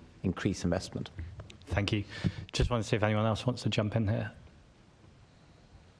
So at that point, I do think TfL's borrowing has now levelled off, really. It's not increasing anymore. And it is, TfL, it likes London, at least one recent London borough that has a credit rating. Not all councils have them, but TfL, I'm pretty sure does. And, they are in a good position in many ways. If they wanted to borrow money, they could borrow more money. And I think investing prudently is something, given the strength of TfL's fare income, it's much stronger, as I said earlier, it's just worth remembering how much stronger the recovery has been in TfL's fare income compared with the National Railway. It's a remarkable difference. I'm not quite sure I know why, but anybody knows why, but perhaps TfL will. So I do think this point about the capacity of sensible borrowing strategy to invest in the system is one TfL shouldn't be afraid of. Just because there have been some spectacular failures elsewhere in local government, they're not of this kind.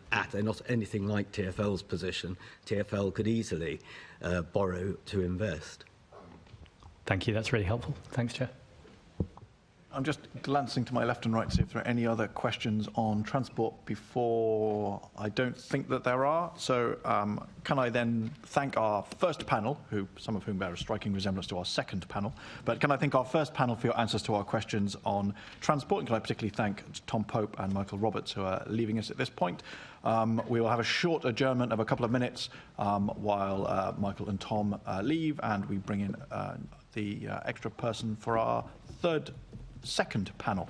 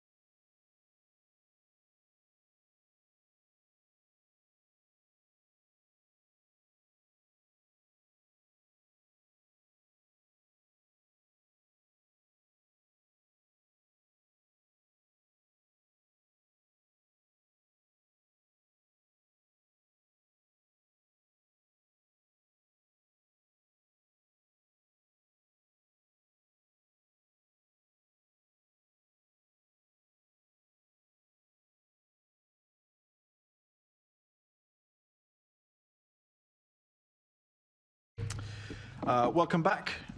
We now start our second panel of this morning, which is about housing. We will be joined shortly by Stephanie Pollitt, who is Programme Director Housing for Business London, who is joining our second panel of guests. But if I can kick off with a sort of broad question, really. Does the GLA have the right approach to addressing London's housing crisis? Who would like to kick off on that very straightforward question?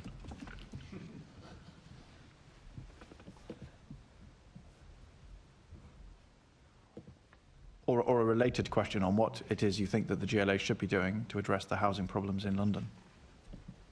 I'll say, just to get the ball rolling. It seems to me that the GLA, everybody knows, is one of a number of players in terms of the delivery of housing. Of course, the market delivers housing. I mean, overwhelmingly, the market delivers housing. But the role of the mayor and the GLA is, of course, as with other aspects of planning and indeed housing, to deliver a strategy within which the boroughs and others will operate.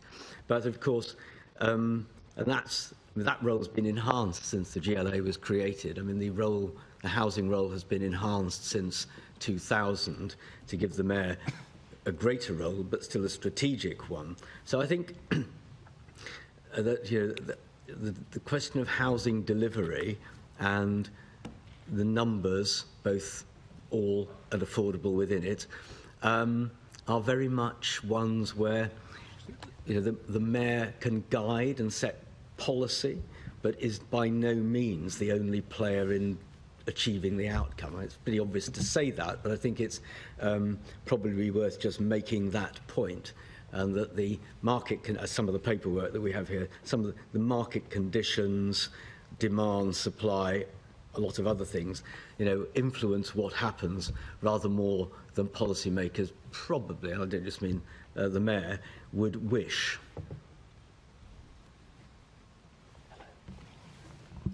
Thanks, Tony. I'll give Stephanie a moment to catch her breath. Welcome, Stephanie, from Business London. The question is, does the GLA have the right approach to addressing the housing crisis?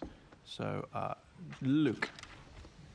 Yeah, I can come in and I would emphasize Tony's point around getting the mix of strategy and delivery and the approach right. It's very something very important from the borough's perspective. I mean, I think the emphasis that we would place very much is on the affordable housing program and how important that is.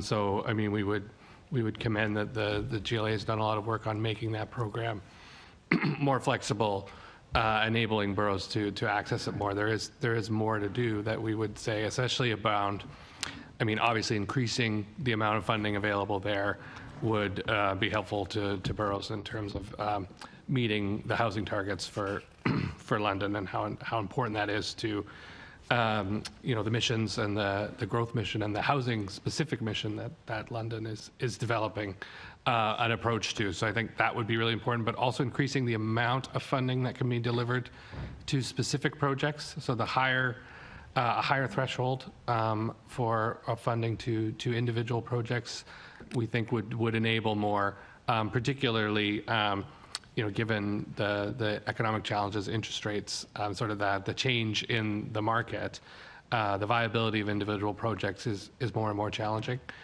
So any ability we can do to fund more projects that way would be helpful. So.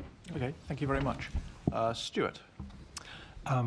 Building on those contributions, it seems to me that one of the most important things is that while the direction from central government is I think now clearer and stronger than perhaps it has been for some time, there remains considerable uncertainties in the delivery in the market. There's still substantial cost inflation, and the workforce market is very tight. There are planning reforms whose impact is not entirely clear yet. There are significant resource constraints which will continue. There are other policy changes, including regulatory changes in the pipeline. I could go on. There's substantial changes, and that, I think, is reflected in the in-year progress of the Affordable Homes programme, which has been short of what was intended. And so it's back on that theme of transparency and accountability. It may be that the committee wants to push for more specific targets, more milestones, more appreciation of the risks that are associated, more evidence of the planning of contingencies, and just a deeper understanding of how the programme is delivered than perhaps is apparent from the simple numbers and the timescales that are there at the moment. Thanks, Stuart. Stephanie, you've had a moment to catch your breath. Did you want to give us your thoughts on whether GLA is going right or wrong on housing in London? Yes, thank you. I think we've worked very closely with the GLA on various projects. You'll know, particularly around things like the City Hall developer. I think in terms of the stance they're taking, particularly with their housing delivery task force as well. There is a good purview in terms of affordable homes delivery in London and the challenges that London specifically are facing, although not unique, obviously, to London, but there are obviously, pockets of deep deprivation within the city. I think in terms of the Affordable Homes programme, I echo the thoughts that I've heard so far, but particularly where the longer-term interventions will be helpful would be particularly around, obviously, more funding, but particularly flexibility around that funding and how it can be used. There have been introductions of flexibilities towards the current programme, which is good to see, particularly around intermediate housing. But I think a view in terms of the next programme and what that looks like and the flexibilities that could be incorporated within that would be helpful. But also, we've spoken about this in the past, but things around long-term rent settlements, because both of these will help encourage greater private investment. So whether there is a lack of public funding, we should be looking to leverage more private investment into the market. Okay, thank you very much. So that's it from me. Over to Assembly Member Mahfouz. Thank you, Chair, and good morning. So, as you know, there is a housing crisis across London and much of the country. You've all talked about the inflationary pressures and the pressure on the viability of many of the programmes as part of the affordability housing programme. The question that I've got is really about how do we ensure that the funding, and you've all said that more funding needs to go into the programme to deliver more affordable homes, which is what we want as the key outcome. But actually, how do we ensure that the Mayor's funding delivers best value? And specifically what I wanted to ask you was I think everyone's been talking so far about potentially additional grants, which has been the model so far, but actually Stephanie talked about private finance, which needs to be leveraged in. Equally, is there an opportunity to deliver public finance initiative at low interest rates, which could equally deliver the same outcome that we're trying to achieve?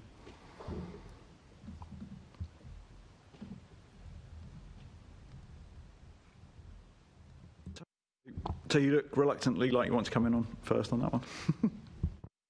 I mean, just to check I'm going to answer the right question. Do you mean private funding in the sense of Section 106? So the key outcome is to deliver more genuinely affordable homes. Now, obviously, so far that programme, the Affordable Homes programme, has been very much based on grant to deliver that. But going forward, to ensure that we deliver best value for the taxpayer, and you've talked about securing additional funding, is there an opportunity to move away from entirely grant funding to perhaps introducing new models such as low interest finance for organisations to deliver that affordable homes programme? Doubtless. There are different ways of delivering affordable housing, particularly affordable housing, or more affordable housing, less unaffordable.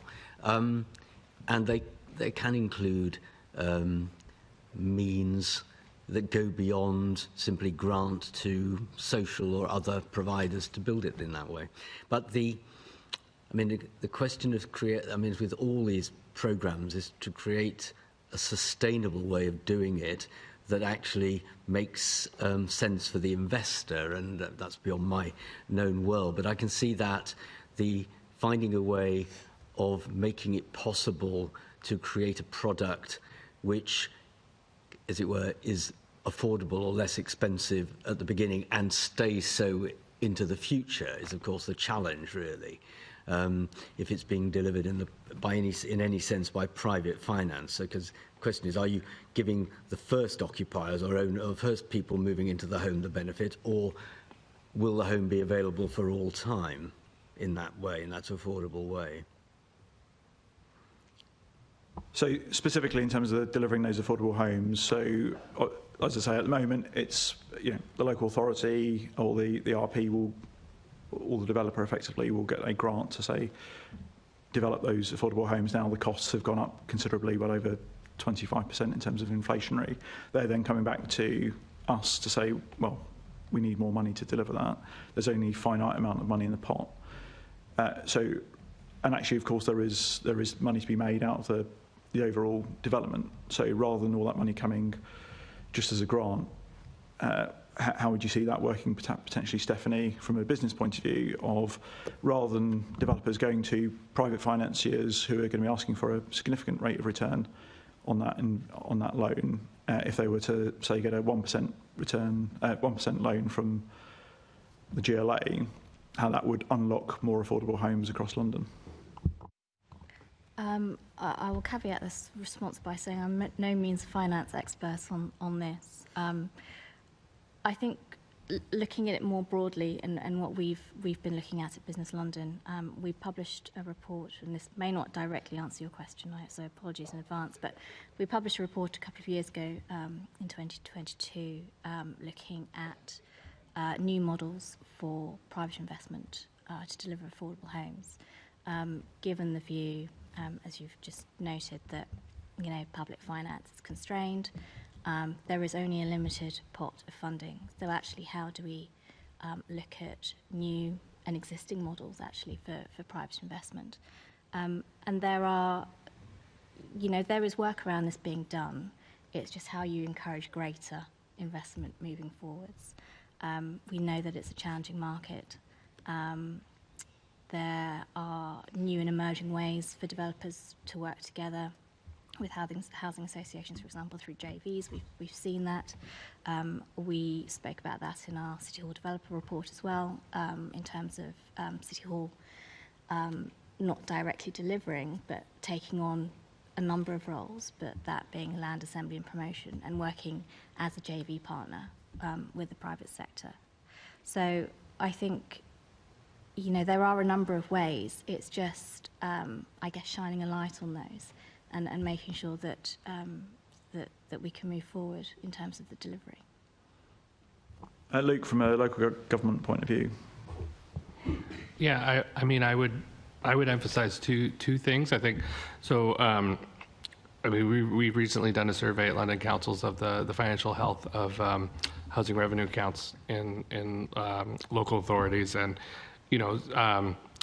some relatively unsurprising, alarming things coming with the number of boroughs, quite threatened with their, the sort of sustainability of their housing revenue accounts. That definitely places is a barrier, because that funding is what's is a revenue stream that can be borrowed against right now to build more. But if that is being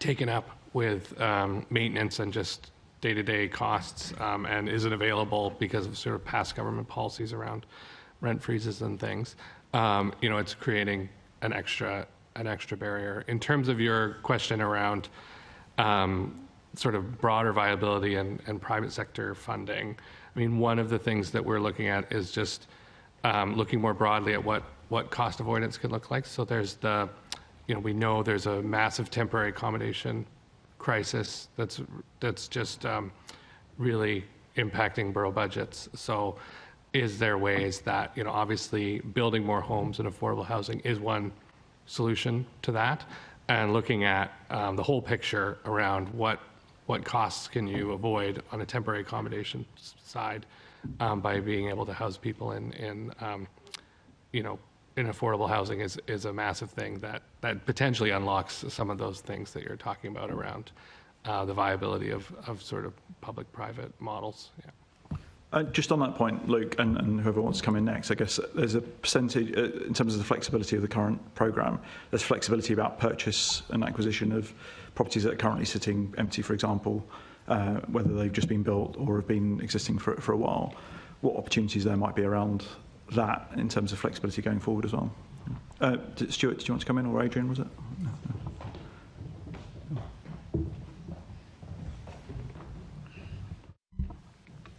I mean, there are some obvious general trade-offs here. Clearly, the less subsidy, the more costs tend to get passed on to the end user, and so the less affordable is the end result, the end housing, for under any finance model. And if you want to have more subsidised, then you tend to have fewer units within the model that you're pursuing. I'll leave it there. Yep. Thank you, Chair. Thank you very much. Next, a couple of questions from Assemblymember Harani. Thank you, Chair. And I'm going to turn to Stephanie for my first question. So how can the GLA best use the land it owns or has control over for housing? So I'll refer back to the report that we published with the GLA on the City Hall developer. We know that there is, obviously the GLA has its own land, but then also there is public land out there for, that could be used. So our recommendation through the report was that there are a number of roles that the GLA could take in relation to delivering affordable homes, or homes of all tenure, but with a focus on affordable in London through a City Hall developer vehicle. So the first would be through land assembly and promotion, then moving on to master developer and then developer. Our recommendation was that the GLA should be looking at a land assembly and promotion role, so leveraging its existing powers to use its own land holdings, but also working with other partners to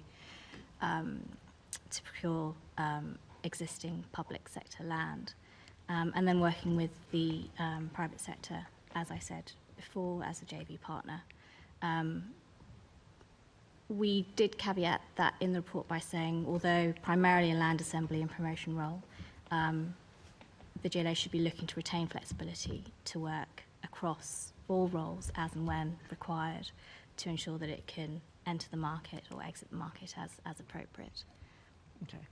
And Stuart, you look like you want to come in on that. Just on that general theme, from my perspective, I thought it was interesting and helpful that the Mayor seemed to step back from suggestions in the earlier Kerslake review that he could develop a substantial in-house direct delivery model and move more towards a joint venture model where risks and costs are shared, and the organisation takes a more strategic approach, such as in land assembly and in other ways. So playing to its strengths and leveraging the resources that it has, but accepting where it doesn't have the expertise or the in-house capacity, and drawing back from that.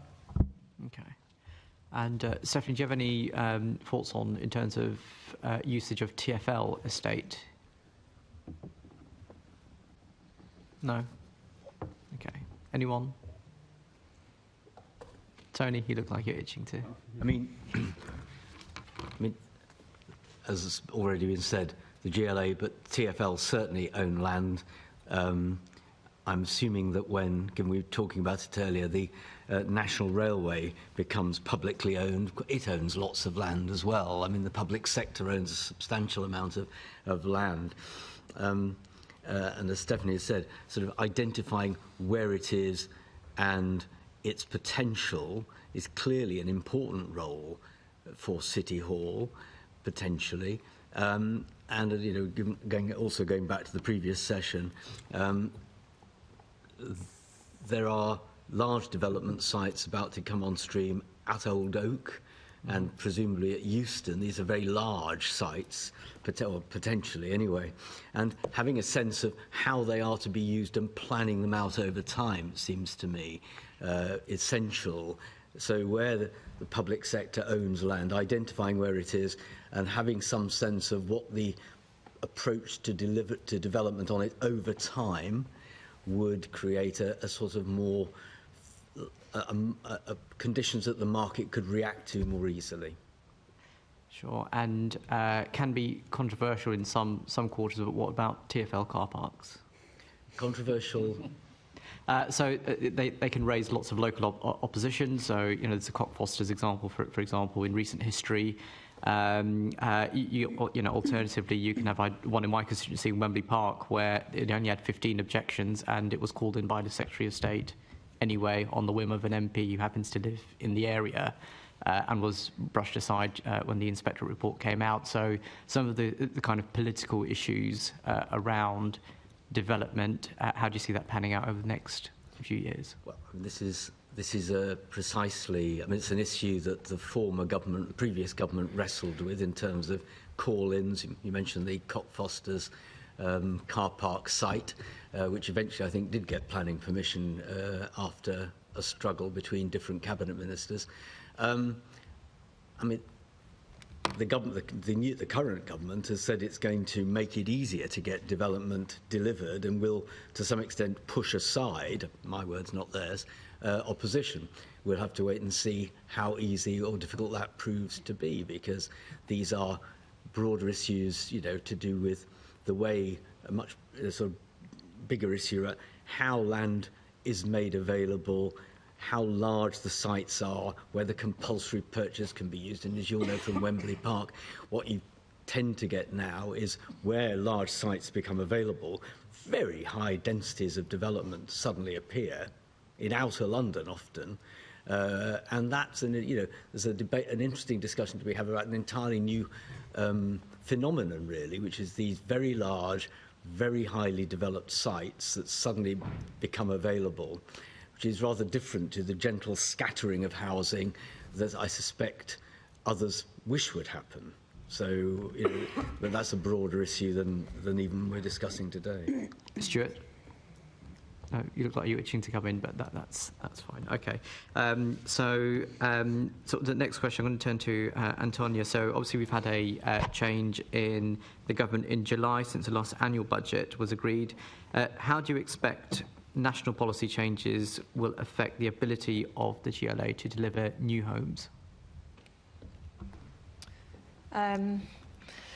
Thank you. Well, we've obviously heard from the national government that we're expecting sort of strategically defined portions of the Greenbelt to be released for development, with largely development corporations being used as the delivery vehicle. So that's obviously welcome, but I would suggest that if you look at, for example, the comparative successes of OPDC versus LLDC, there is more in terms of learning that potentially the GLA could, would be well placed to look into at the moment in terms of attracting the right kind of investment. They've had a very different sort of story of success around that.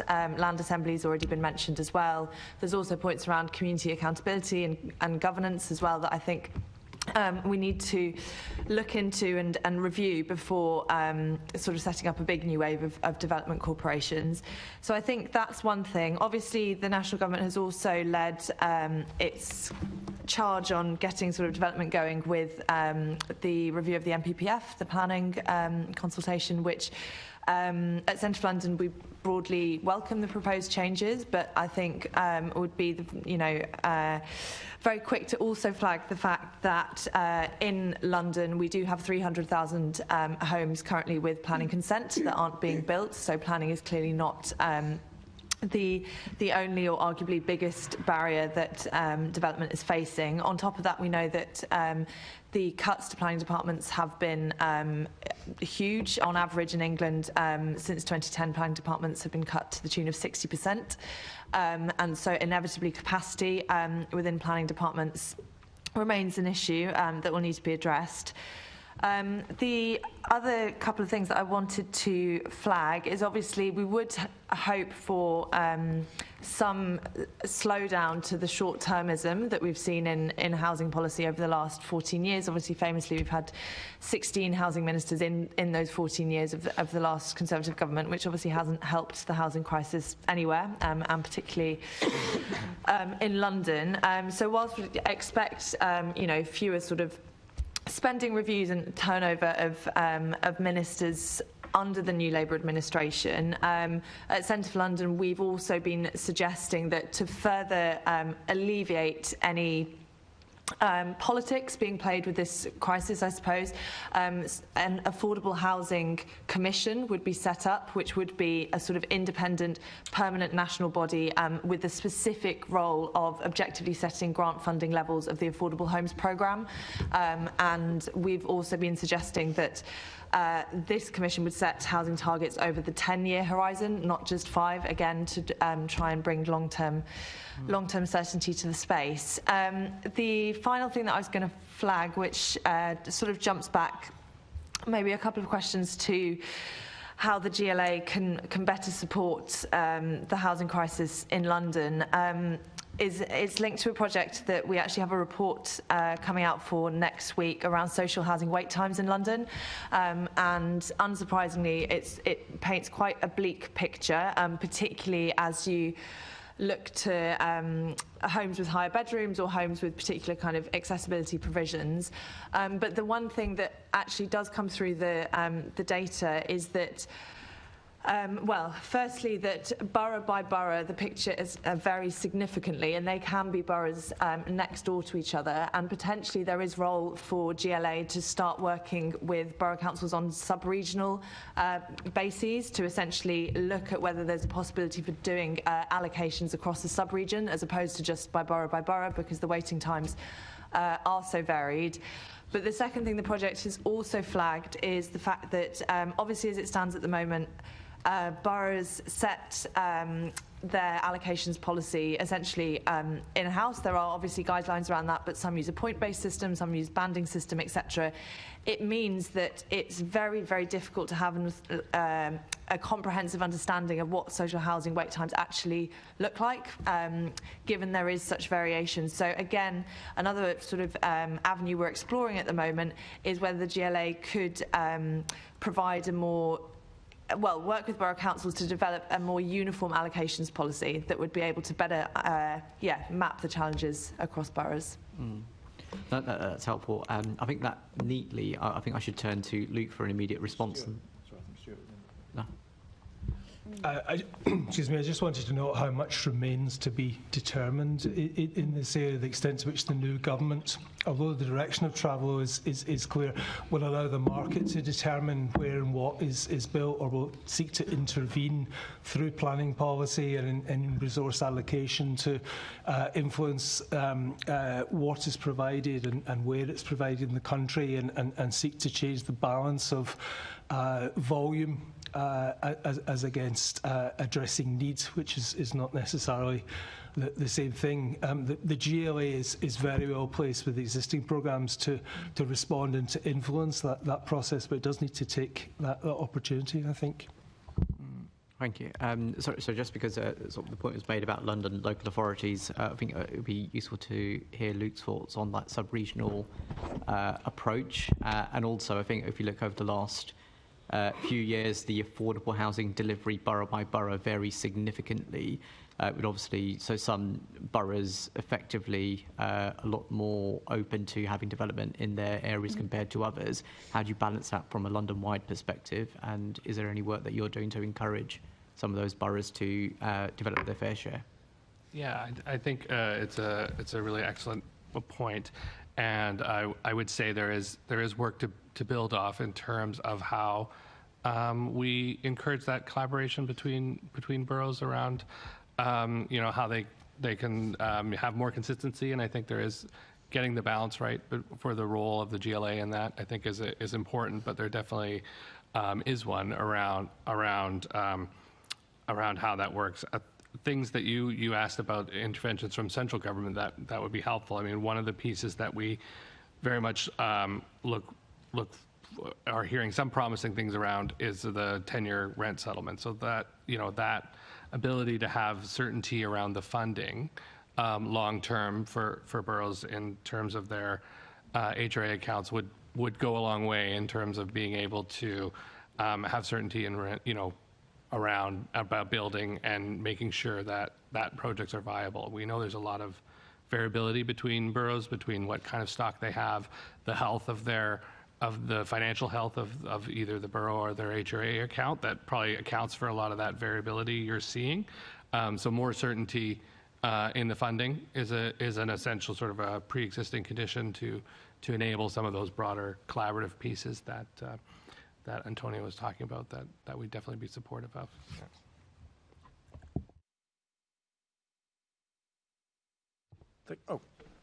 Just to add to all of this, that it's crucial, as we discussed earlier with transport investment or investment more generally, that there's a proper integration of national with local, or sub-national targets, and I think there's more work to be done here, both by central government together with the GLA to really identify what the needs are, rather than have arbitrary targets that are more or less imposed on different parts of the country.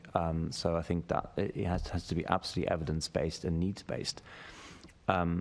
The other point to make is that there is an impact of national policy on some of this, for example, stamp duty, which is still a real problem when it comes to downsizing and making larger houses available for those who need it. So there really is a case to be made to look at some of the national policy arrangements and see how they work or not work and what alternatives will be. I'm not expecting much of that in the budget next week, but I think the GLA is very well placed to make the case for some of those reforms, because it's simply not working well enough at all. Thank you. Just now the issue of targets has appeared. It's interesting. We're perfectly understandably having this conversation in relatively genteel terms, along the lines of marginal changes to what's delivered in terms of affordable or all housing in London, against the backdrop of a government commitment effectively to more than double it. So there are targets, whether they're a good idea or not. And, that is the scale of ambition is in some ways so great that it's almost impossible to discuss it. It's so big. If you look out there at the skyline, you'd effectively have twice as much of the new buildings going up everywhere. And, I'm just not sure how that debate is being articulated in terms of policy making at the citywide or local level, given what a remarkable change it is if it is to be delivered.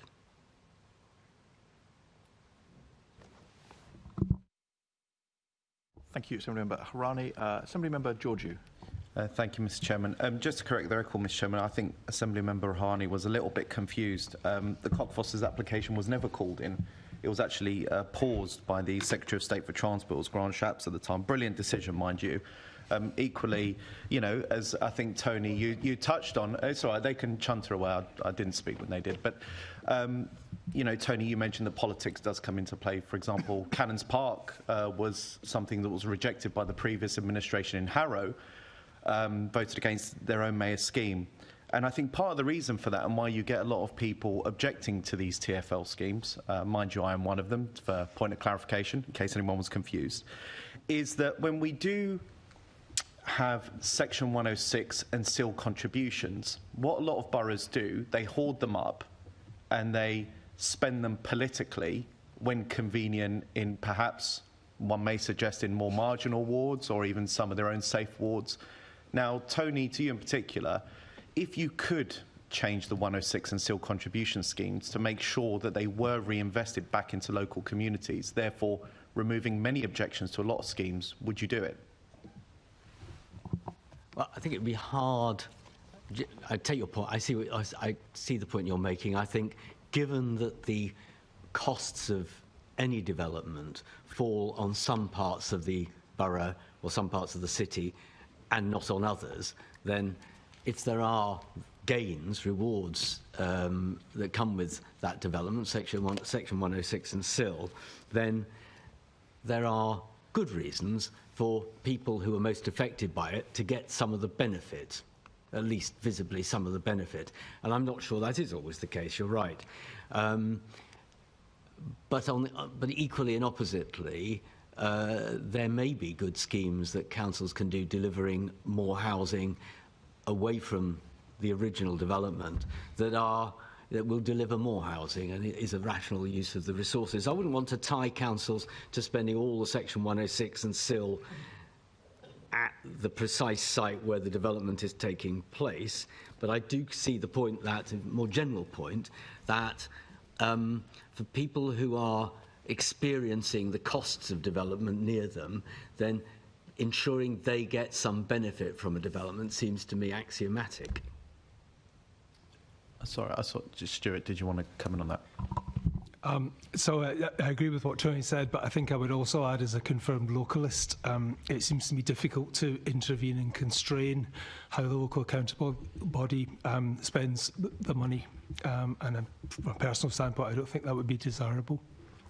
I think Tony and Stuart, clearly you've taken a more nuanced approach, which I completely understand why you would do that. But I think part of the problem with unlocking new sites is that developers come along, they say, oh, we're going to invest more in GP services and schooling, when in reality that is a lie. They can't do that unless you're building a new practice, which only really happens with major schemes within the area. And so therefore, I think, Tony, going back to your point as to local boroughs know best how to spend their money to some extent, which I probably disagree with, depending on the council. But I think part of the problem with the current system is that, let's say you do take the money away from the local communities, you only spend a portion there and the rest. As far as I can tell, unless you can give me some good examples of where SIL and 106 has gone to contributing, number one, to unlocking more housing sites, or two, infrastructure projects which allow for more housing in the future. Because today, I don't really think we see that in London, which is a shame, because I think it could go a long way in taking developer contributions and unlocking more investment.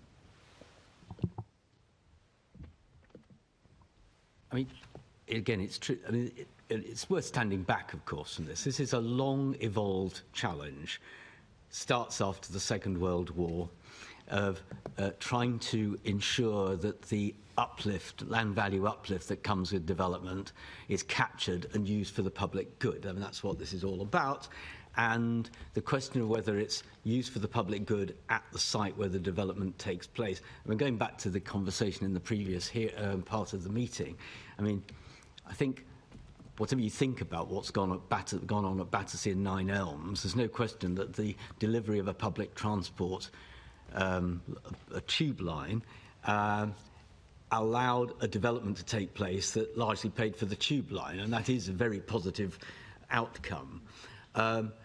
So, you know, in the end, and Stuart made this a good point, we're all dedicated localists, I suspect. So once you concede that it's the local authority that does the negotiation, or, you know, the local authority in the light of mayoral oversight or central government oversight to some degree, that undertakes the negotiations about Section 106, then, you know, short of an upper level of government telling them how to use it, you can use your good offices to advise them how to use it, but in the end they are, within their own boundaries, sovereign, and that is just the reality of how, as you know, local government works. Thank you, Mr. Chairman. Unless you create a mayoral development corporation and snatch those powers from a borough, but that's a topic for another meeting. Etc., yeah. Just on was going to make an observation on density, actually, Tony. You talked about high densities appearing in outer London. It's really striking for me. If I cycle from here in zone 3 through into zone 1, most of that journey is zone 2. There's lots of housing along that density that's quite low-rise, fairly suburban feeling. Then I get on a train and go to Croydon, and there's now 5 buildings over 40 stories, must be a dozen or more that are 20 stories. That's almost the baseline in the middle of Croydon. And I think there's a building over 60 stories with planning consent, which I suspect is not now going to get built. I think that they're wanting to reduce it. But we have this strange, seems to me, almost inside out, in terms of theories of how cities have their density in the centre and less in the outer. We have this curious phenomenon of, that was led by Croydon, that decision to do it in that way. But it's interesting that we ended up with that. I wanted to ask you a question, though, Stephanie, about just before we move on from sort of affordable housing programme. Business London put out a briefing, I think back in the summer, about the difficulty in finding housing providers who would take on the affordable tranche of housing. So let's say it's a third or 50%, and the difficulty that's increasingly there because those housing providers are quite capital constrained. Is that starting to become a block, you think, to getting sites actually delivered?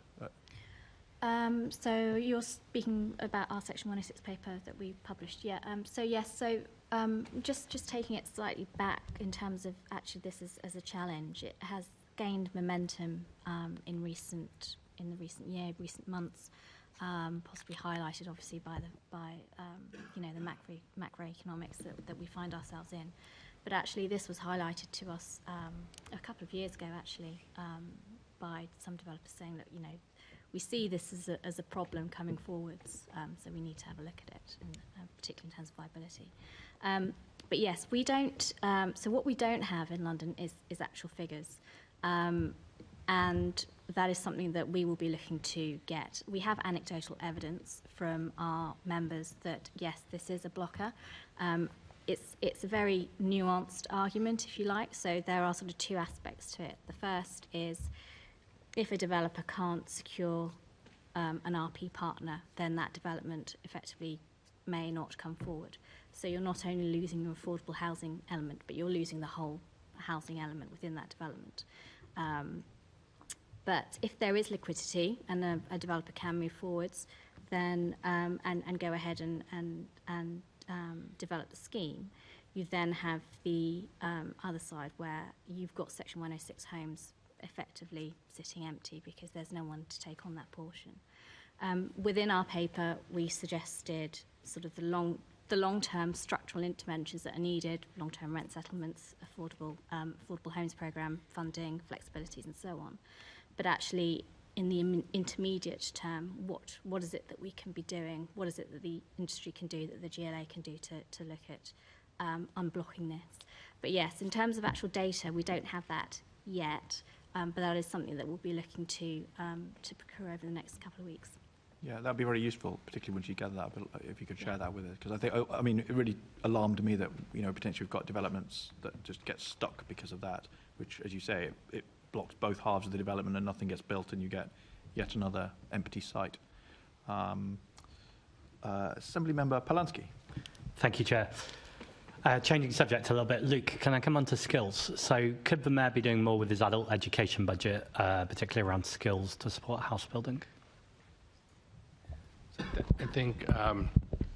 I'm not as much an expert on the skills area. I think obviously one thing we're looking at is how that funding can be devolved more, and there can be as much where boroughs are directly implicated in the delivery of that funding, that there's more local control of that. So that's one piece I know. I think getting that balance right between what are the effective sort of pan-London initiatives and what are the right local initiatives is something that we struggle with and that we're working together on. So I think that's critical, but that's really all I have on that. Yeah. I suppose my only follow-up, and it does link with the last conversation now, is a lot of these answers seem to be very market-driven. But we know, for instance, that if we're going to retrofit homes rather than just council selling them off, we're going to need the people skilled to be able to retrofit those homes, and it's a different skill with older buildings because they have to understand it. do you think there's a role there too in the adult education budget about making sure that homes are being retrofitted rather than demolished? I think there definitely. I mean, I think there definitely is, and particularly when it comes to sort of green and net zero initiatives, right? Like obviously, there's a whole skill set that needs to be developed there, where it is challenging and can be a barrier having the right skills there. So I think that's something that I know at London Councils we're very, very supportive of around, having the right skill sets in place, particularly to deliver, green and net zero projects and in the retrofit space, but as well as, more broadly green finance, other areas. Yeah. Thank you. Can I just see if anyone else wants to come in on adult education budget or skills? Tony. Just to say, it seems that, the scale of ambition in terms of retrofitting, some of the world's oldest homes, often having to struggle with the planning system to do it, by the way, and this imagined large increase in the number of homes built in London, with the best will in the world, I'd be surprised if, with the best adult education improvements in the world, that would produce enough people to do all of this. The implications of the need for extra construction on the scale by implication we're discussing here, deep breath, is probably that more migrants will be needed to do it, and there's a kind of shortage of workers in this industry, and it's hard, unless there was some very radical intervention in the UK labour market, to see how the construction industry would supply enough people, resources, to deliver these kinds of scales of development with the existing labour force, I would have thought, but others may know more about this than me. It's almost like Brexit was a terrible idea. I won't start. The Mayor's Green Finance plans, I think this might be for you, Luke, again, included the idea of subsidising interest rates for borrowing. Could this same idea be used on funding council house building? Yeah, I think it could, and it is an ask that London has of central government for, improved borrowing rates around to support council housing and lower rates from the PWLB. So it's definitely potential. I think being realistic, it is probably marginal in terms of how much additional building it could deliver, depending on how generous sort of the subsidy was, because we know that some of the underlying conditions around building have changed so much and are challenging without additional grant funding, right? So.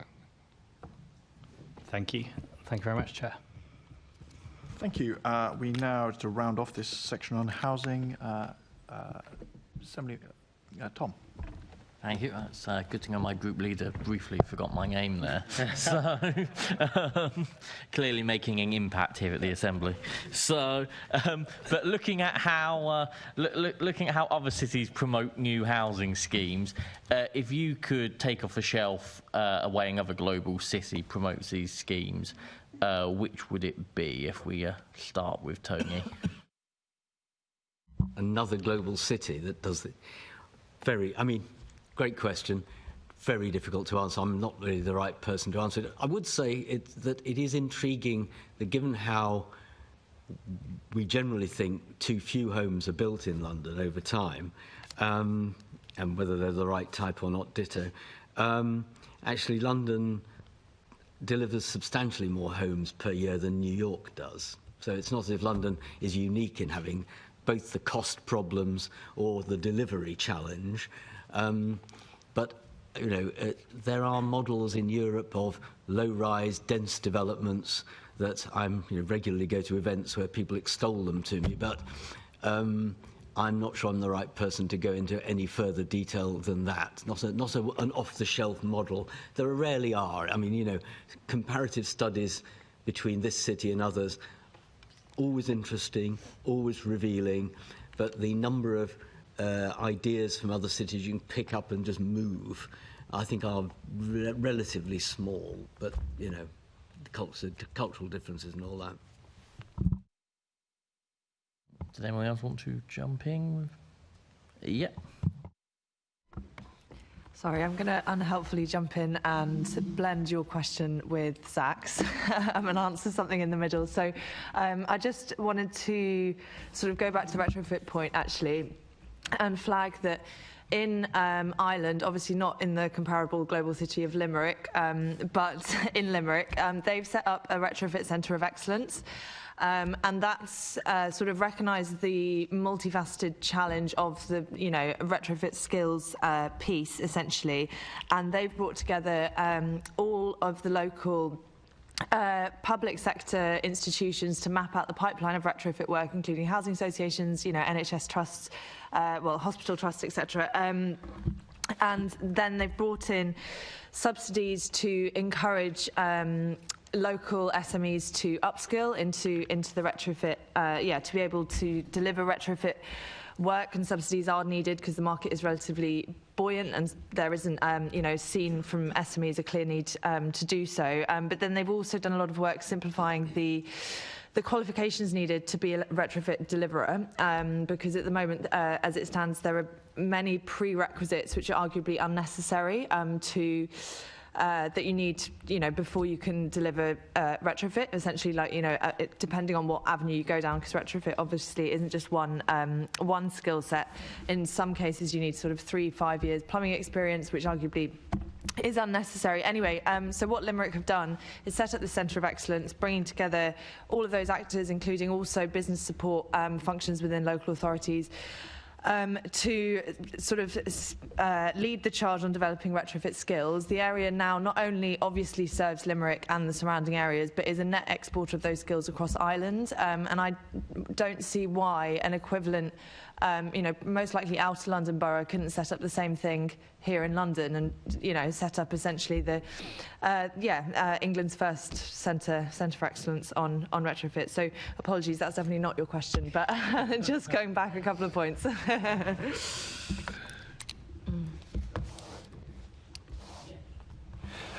I did just want to mention a more general point here, which is, again, in the material we've seen there's something of a lack of emphasis on securing value for money from the inputs, and that would include, for me, learning from other parts of the world, in particular the mayoral networks that exist. I mean, as Tony says, you can't just shift and plant, but there is undoubtedly stuff that you can learn, and coupled with that is a clear focus on evaluation of the stuff that's been done. I mean, there ought to be a high level of knowledge about the strategic role in housing that the mayor plays, and the developing idea of the best tools for intervention around that. If no one else wants to jump in, I'll hand back to the chair. Thank you, Tom. Alex, you had an additional question on that. I appreciate this, Mike, but I'm a self-confessed planning nerd, by the way. So I generally, if you can't answer, please don't, because I appreciate it may be difficult. I mean, Tony, you mentioned going to other cities, and one thing I've spent a lot of time in America, thankfully not during presidential elections, but one of the things that you see within large-scale American cities is relatively uniform. In the inner parts, i.e. New York, Chicago, other major cities, very tall tower blocks, but then it disperses, and you have a relatively uniform and sort of conformity throughout the city. One of the things I found that the MPPF, London local plans, so London Borough local plans, and the wider London plan, the Mayor's London plan, never seem to be in conformity with each other. And when it comes to planning committee, sort of one tends to trump the other in various different ways. And so of your visits to other major cities, how do they generally handle these contradictions between various plans? Or, alternatively, if you don't know the answer to that question, how do you think we could do it better in London? I mean, one of the reasons, London is very unusual in having its primary unit of local government as the borough. Overwhelmingly, New York, the city authority, has absolute primacy, and the 5 boroughs, very little power in the terms we're discussing. And that, without question, has led to a more polycentric city where it's possible, you get, local plans made in Croydon, local plans made in Barnet, local mayor plays in 33 boroughs, which have to conform with the Mayor's London plan. But it does lead to, over time, competition between boroughs. I don't think that's normally described as competition, but it is. Very different policies. If you look, east from central London, you get a completely different skyline than if you look west from central, or south, different from north, to some degree. So I think the very fact that London government since 1965 has operated in this way has encouraged individual boroughs to come up with their own plans. And that would explain in part the very different outcome in London from, say, New York, where, frankly, the nearer you can get development to Manhattan, the more it produces tax yield. And that's a difference that's also missing in London, by the way, because of equalisation, boroughs don't keep the tax in anything like the same way. So you've got much more concentration on outer London development by the boroughs themselves that mayors have then added to. I think that explains it. It's sort of a long-term structural governmental arrangements explanation, whereas if you had you'd play the mind game. If you had a single if the mayor was the mayor of all of London and there were no boroughs, the skyline would look different. Very different. Yeah, I'm concerned that I won't allow you to answer any more. You give the mayor some ideas, Tony, very dangerous ones. But thank you. That was a very comprehensive answer. So thank you, Stuart. Well, with the risk of giving the mayor even more ideas, there is a significant opportunity here. If the mayor feels that he needs more control and influence than the current government's default reaction to economic growth and devolution to a more local level was to turn first of all to city and regional mayors, and it's clear that they will have a significant influence in policy moving forward. So that there is an opportunity for the mayor here if he wants to take it. Thanks very much. We are here to get ideas, and that's literally our mission statement of the morning. So good, bad, or indifferent. I don't see any other indications on housing. So thank you very much. Let me go back to my script just to make sure I'm not. So can I thank actually a number of our guests who are now leaving, those of you who've been here for the first and the second panel, and Stephanie who's been here for our second panel. Thank you very much for your answers to our questions and your many and varied ideas. We'll now have a short adjournment while we swap out our guests and get our panel ready for our third panel, which will be on the topic of policing and crime. Thank you very much.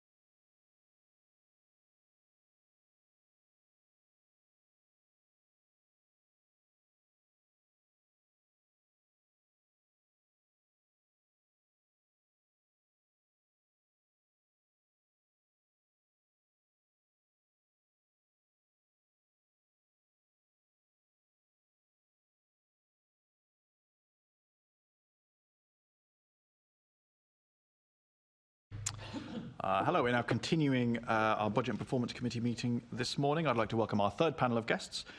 Joining us in the chamber, we have Rick Muir, who's the Director of the Police Federation. Foundation, my apologies. Director of the Police Foundation, not the Police Federation, which is a very different thing. And Ian Wiggett, who is Associate Director of the World Policing Advisory. Let me read it off my piece of paper rather than half remember it. Good morning, Rick and Ian. So we are now, this is our third panel, which is specialising in policing and crime in London. So if I kick off with a sort of start of a 10, perhaps we'll start with you, Ian. Within the Metropolitan Police Service budget, what functions do you think that the Met Commissioner and the Mayor should be prioritising? And if I could just say, there's the little face with the little lines coming out on your mic. If you press that, it should turn on your mic. There's a button with a little person's face on. Perfect. I think it's less a matter of functions. It's more the priorities, which I think looking from the outside, you'd be looking at the HMIC, FRS, Peel inspection and the specific issues there about the quality of crime investigation and managing dangerous offenders, where there's some very specific actions there which can translate across to a number of departments across the Met. I think the other priority is probably around the Louise Casey report and the review there of the culture change that's required.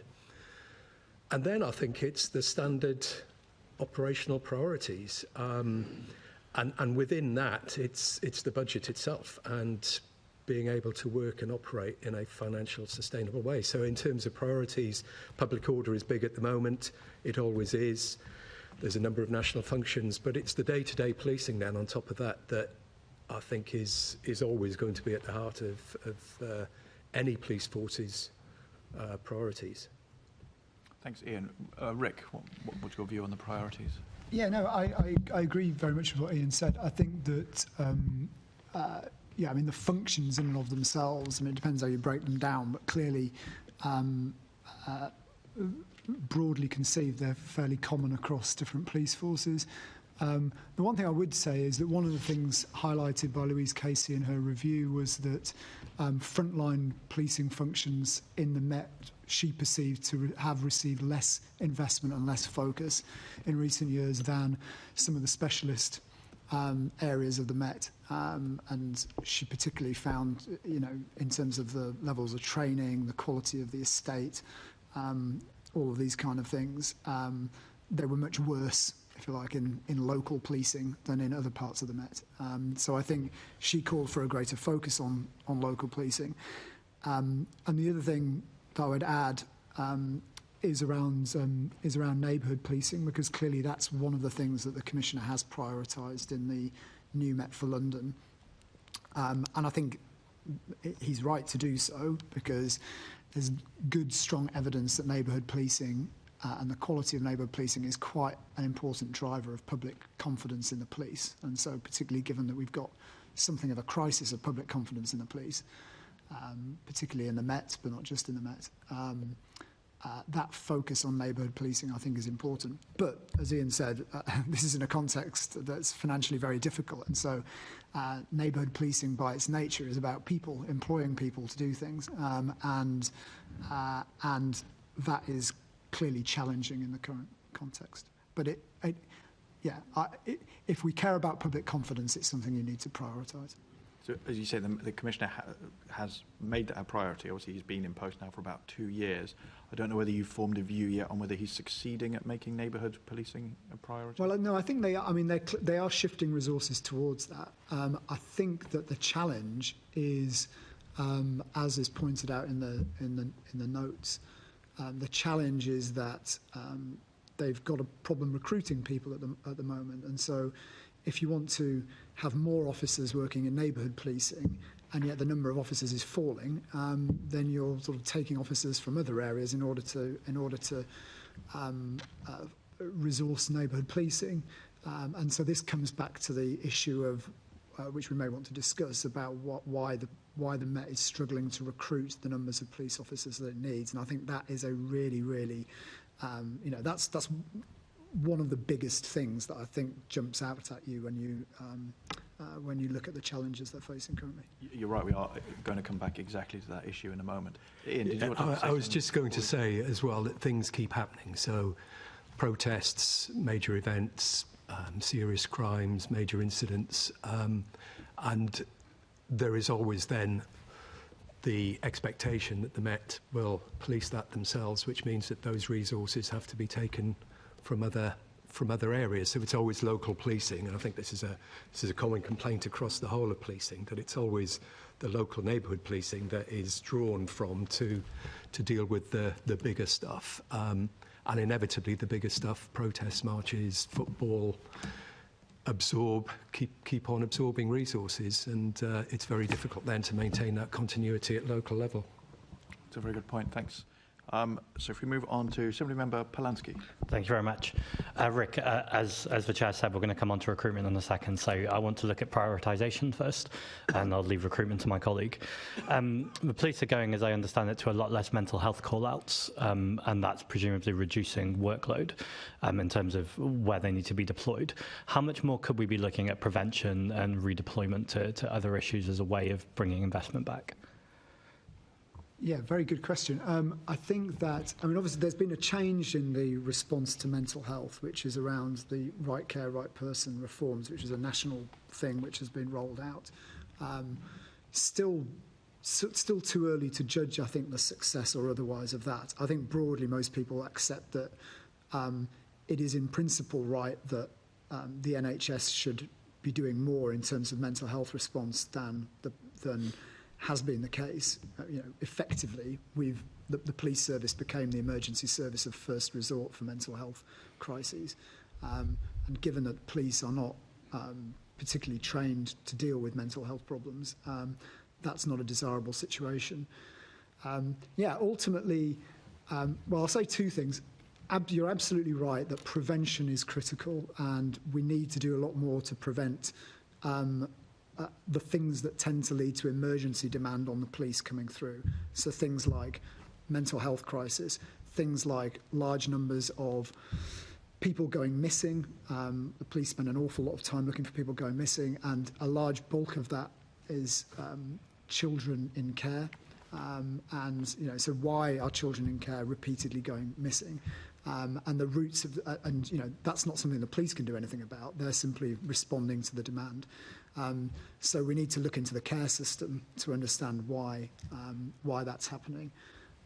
So a lot of that emergency demand, there's a lot you can do in terms of prevention. What I would say, though, in terms of demand on the police and saving the police time, is that demand on the police for practical purposes is almost infinite.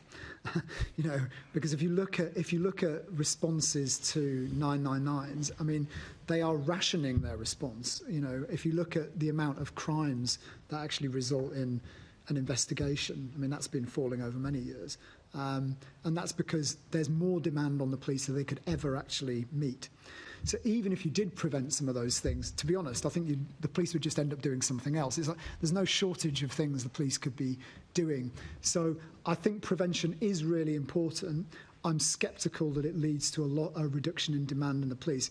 It will reduce harm, and that's a good thing to do. But I think if you reduced, as we're seeing, police response to mental health calls, well, they'll just end up responding to other calls that they previously couldn't get to. So I think that's prevention's really important. It's absolutely essential. But I'm not sure it will lead to big reductions in demand on the police, simply because demand on the police there's so much of it. Can I just carry on this line of thought? So, for instance, if we look at drug policing, if we had less policing of drugs, for instance, then presumably, if my phone's stolen and my bike's stolen, then there's a police officer who's there to be able to deal with it. Yeah, that's true. If there were reform to drugs laws, then that would it would have a dramatic impact on police work, I think. I think it clearly would reduce demand in some areas. It would require a very different way of policing, because a lot of policing is involved in the policing of those illegal drugs markets.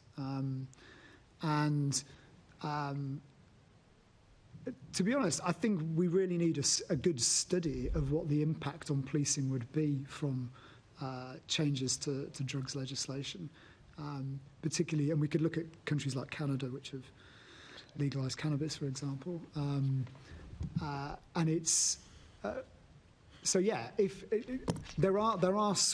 you change the law and took a certain set of activities which are currently illegal and made them legal, then clearly that would the police would no longer be required to police those areas of work. There would be related impacts. I mean, and people can judge whether they think this is right or wrong. So most stop and search activity is triggered by smell of cannabis, and if you took that out of the realm, then the amount of stop and search the police were doing would fall quite a bit. And arguably that's a good thing. Some other people would say it's a bad thing, but it would. I guess what I'm saying is, if you were looking for something which would quite dramatically change the way policing works, I think changes to the drugs laws would be quite a good place to start. It's incredibly helpful, thank you. And just a final question on another subject. So I think it's 1 million Londoners. London has now had over 1 million people subject to facial recognition by the Met Police. What approach to prioritising investment in technology should the Mayor and Met Police be adopting? Is there more of a need to invest in basics for back offices than these kind of shiny gadgets for on-street use? Well, I think, I mean, personally, I think there is a role for facial recognition. I mean, I think it's. I mean, people take different views on this. I think that it's. The Met is one of only 2 forces in the country which is using it, and I mean, the figures I've seen are that they have been able to identify quite a lot of wanted persons and suspects, lots of people in breach of conditions and so on, including people on the sex offenders register. So, I mean, I think there's they seem to have had some. Yeah, I think they've got something to say for their investment, so that's true. Having said that, there are massive issues elsewhere in terms of investment in technology, and I think that if you look at what both Mark Rowley and Lynn Owens said at the Police Foundation's annual lecture a few weeks ago, they said that Lynn Owens said the biggest thing we've done in terms of technology in the last 2 years is to give everybody a mobile phone and a laptop. And she said, that it's as basic as that, right? And that's because we have underinvested, not just true of the Met, it's true of the police service across the country, underinvested in technology because of the obsession with police officer numbers, where we're always focused on the number of police officers. This led to the Uplift programme, the Met is currently struggling to meet the targets in terms of the numbers of officers it has. And it's not just me saying this. Mark Rowley said this. There's this massive political focus on officer numbers, and that has led to a lack of investment in technology and a lack of investment in the estate, which, as the briefing note here argues, is in quite a parlous state. So yeah, I mean, there's a whole. There is a massive need for policing to invest in technology, and there is no point in recruiting lots more officers if you cannot intelligently deploy those officers because you don't have the technology, you can't understand the data, which helps you to put people in the right places at the right time to get the right results. So yeah, I think there's a massive need for investment in that, and how you balance that against it's quite a hard thing to balance against the benefits of live facial recognition versus investing in some of those basics. I think you'd require a really good study of the value generated by both of those things, I think. But you're definitely right if you're implying that a lot of the basics in technology require investment. Absolutely makes sense. Ian, I think you wanted to come in. Yeah, sorry, I'll agree with an awful lot of what Rick has said. I'd probably have a slightly different view on drugs enforcement, but I'd perhaps say the focus probably should be on harm reduction, and the similar approach is being recommended around violent crime. So if you look at drugs, if you look at mental health, missing persons, people in care, vulnerable people, those are generating a lot of demands and work. If we use the harm reduction type approach that could look at that end to end and involve other agencies, then probably we would achieve some savings and reduce harm, which is probably what we're aiming to achieve. The fundamental difficulty, I think, with making efficiencies and savings in policing is trying to realise that. And you're either trying to make cash savings, which the Met obviously has to do, or, as you suggest, that by doing less of this, you can move that resource time and do other things. The challenge there is where is the connection? So a stop and search on the street, you stop doing that. How is that? What's the end effect of that result? You know, do we see a reduction in drug use? Do we see a normalisation of behaviour, or do we see an increase in violence or other criminality as a result? And I think a lot of police officers would argue that stop and search is a really valuable tool for stopping other serious harms from happening. I think that the evidence about that is very, very debatable. But it's the challenge from your argument is that if you free up time with frontline officers through whether it's facial recognition or stop and search drugs enforcement, where is the saving and how do you use that saving? And as Rick said, then that might just get diverted somewhere else that's not actually where you'd like it to go to. Just one final question, then I'll hand back to the chair. You mentioned protest earlier.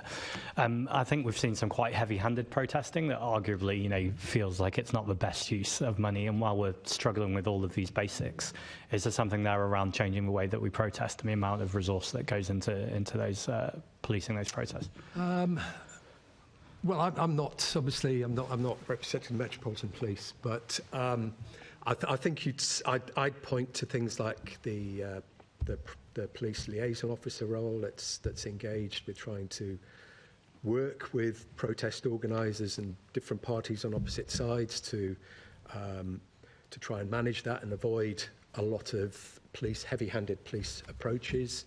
And I think if you compare the general policing style to other countries, and it is still very largely sets out from the concept of being peaceful, managing peaceful protest, facilitating peaceful protest, and avoiding use of force. But I'm not a Metropolitan Police spokesman, but I certainly was a public order commander in the past, and I think the priorities haven't changed. It's about facilitating peaceful protest and avoiding heavy-handed tactics. And sometimes that can look heavy-handed if you've got some very agitated and angry people trying to do things that you need to stop them doing, and unfortunately that's where you get to.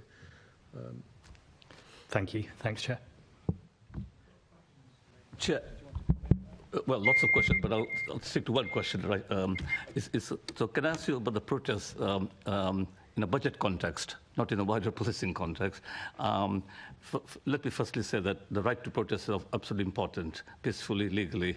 And we had, Lord Walney the other day here, and I'll be quite frank, I think most of us disagreed with his view that protest organizers should pay for organizing protests. It's just impracticable. But the Gaza protests, as I understand it, over the last year has cost the Met something in the region of £48 million. But also, it takes police away from neighborhoods. I think we're all concerned about that.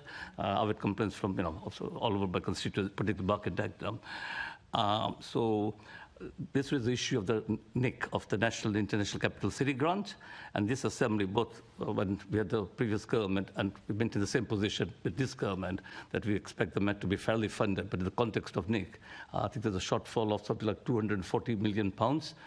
So what is your assessment of the government's thinking? Do you think we're likely to get somewhere, given what we are reading in the press about black holes and we'll know next week, but in the foreseeable future, the Mayor, the Assembly, we have been maintained our position, regardless of who's in power.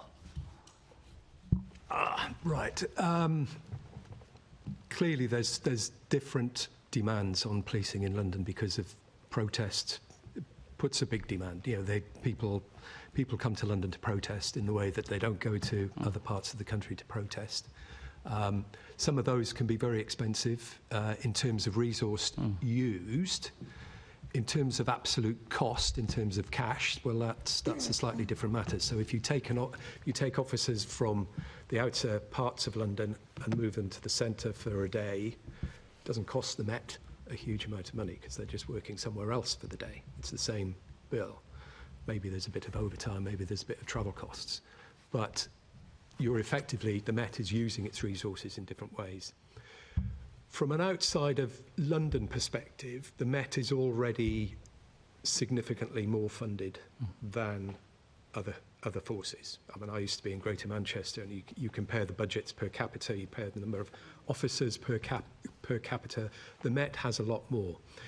Some of those are obviously in functions like counter-terrorism and royalty protection, diplomatic protection. There's a number of national functions in there which you don't have in other forces. I think the difficulty is actually trying to unpick how much extra does London need because of its capital city responsibilities. And I think there'd be 43 different views around the country from all the other police forces as to how should the cake be split up. The bigger issue, I think, really for London is around the police funding formula, which the government tried to review that a few years ago.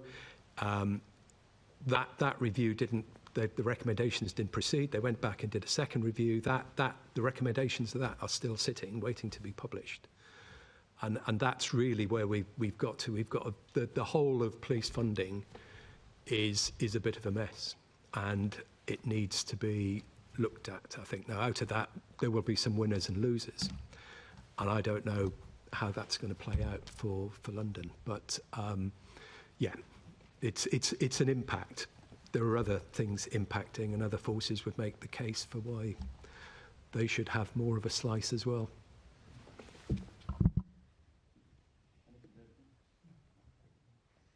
Okay, thanks very much. That, in a funny way, obviously, if you have additional money, it doesn't translate into additional officers necessarily, which actually leads us on to a question from Assemblymember Roberts, who is joining us remotely.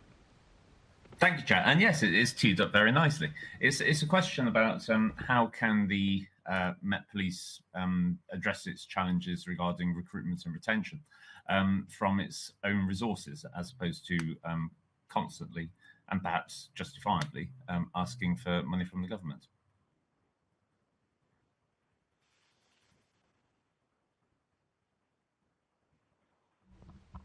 I review are good for me. I've sort of had a look at the latest figures, and retention is fairly typical for the Met. There are forces with higher levels of attrition of people leaving earlier. Having said that, it could always be better, and there are things like the workplace offer, part-time working, flexible working, shift patterns, things like that can help keep people in. There is clearly this concern about the adverse publicity that's affected recruitment, but the challenge where the Met is struggling at the moment, and the reason why it's not hit its uplift target, was because it's not recruiting enough people. Mm-hmm. So that's always been a challenge in London. I was a Met officer myself previously. We used to live in section houses. There was all sorts of opportunities and facilities there to make it easier for young people to come to London and start working in the police in London. A lot of those things have gone now. Most of them have gone. So the Metropolitan Police is in a very competitive marketplace, trying to attract people from a fairly limited pool to come and work in London. So I think fundamentally there's a question about whether the pay and the terms and conditions are attractive enough to attract enough people. I was talking about this earlier with Rick. There is still an issue about people leaving earlier, and is that because they've been recruited and they're the wrong people and they've found themselves in the wrong job? and shouldn't have been recruited in the first place, or is it because they found themselves in an organisation that's not open and welcoming to new people, and is there still those cultural issues that Louise Casey review discovered? But I think fundamentally it's pay and conditions. There are lots of things that could be done potentially about retention. Greater Manchester Police has done a lot of work about stopping people leaving, so that could be. There are some examples around the country, but I think what you'll find with the Met is they're trying most of them. It's the degree to which they're trying them and the degree of support internally that makes them a success or not. Rick. Yeah, I very much agree with what Ian said. I mean, I think it is about cost of living and pay, and the fact that I mean, all forces are recruiting, right? So all forces have been recruiting. So there's a lot of competition for people to join the police. So it's a difficult context for them. On retention, I think that there's some good academic research where they've spoken to. This is Professor Sarah Charman at Portsmouth University, has spoken to lots of people who've left the police, not just in London but around the country, and they found that the reason they were leaving was not because of some have alleged that they were kind of quote unquote snowflakes or they couldn't take it, or that's one of the rumours that has sort of gathered around the profession around this, but actually because of working practices and relationships with line managers, that people join and then frankly they're just not treated as well as they could have been. Bad relationship with line manager is the #1 reason for voluntary resignations from the police. So that's about the quality of line management, the quality of supervision, and still in lots of bits of policing it's not good enough, and it's one of the reasons that people leave after a year or less. So, and I think this does speak to some of the things that Louise Casey talked about in her review. So Ian's right that the levels of retention may not be sort of worse in London than in other parts of the country. It's still a big challenge. The more you're training people, getting them in, and then you're losing them after a year, it's a big sort of inefficiency and loss of money in the system. So, but the great thing about that is working practices, quality of supervision are things that the Met can do something about. Unlike cost of living or being able to pay people more, where you're entirely reliant on the Treasury or on the wider economy. The way in which your organisation is run, how welcoming it is, how well trained your supervisors are things that the Met can do something about. Just one more thing I think which might be relevant is I think the Commissioner would be arguing for flexibility around the budget, greater flexibility. So rather than being tied to police officer numbers, that some of that money and some of the money that was given back can redistributed to other forces, if that could be used to recruit police staff, PCSOs, then that then frees up police officers to go and do their core job as well. So I think he'd be arguing for more flexibility around that. He definitely would, I can confirm. Thank you. Gareth, do you have another question?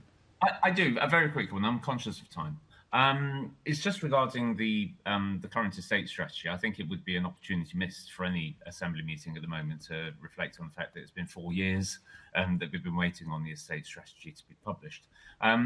But the Met Commissioner said earlier this year, I think, that let me see, I'll just read this out. The Met estate has dried up as a source of funding, and much of the remaining estate is in the woeful condition. And I'm trying to think about the impact that this is having on local communities, on the closure and/or dereliction of their local police stations. And if you have any comments or thoughts on that particular issue.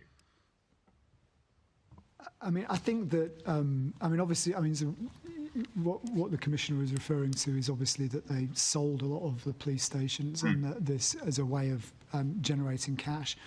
And that has run its course, and that there's not, that there simply aren't enough buildings left to sell, and so they're going to have to, and they've got this challenge of investing in the existing estate.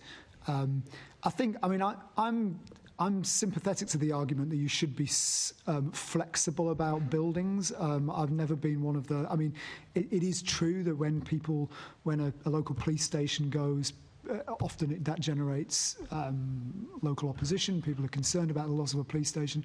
I mean, the fact is that a lot of police stations these days are not really accessible to the public anyway. So the fact that they're closed doesn't massively affect the. Some of them don't have front counters, for example. So I mean, it's. So you have to separate out places where police officers can go versus and to work versus in what ways can the public access the Met. And increasingly, of course, it's really important that people can access the Met online as opposed to having to go and visit a police station. And so the single online home programme, which I know the Met led on, means there is more you can now do online, which is great. I think we just have to think in the round about the different ways today in which people are able to contact and access the police, and we need to think about that as distinct from what do we do with buildings. But in terms of the buildings, the Commissioner said 2 or 3 weeks ago at our annual lecture that half of the current buildings would not be habitable or legally compliant within 10 years. So there's clearly a massive need to invest in the estate and to modernise it.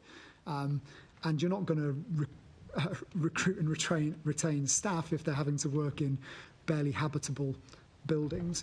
And this comes back, and I think this comes back to the point Ian made about flexibility around workforce.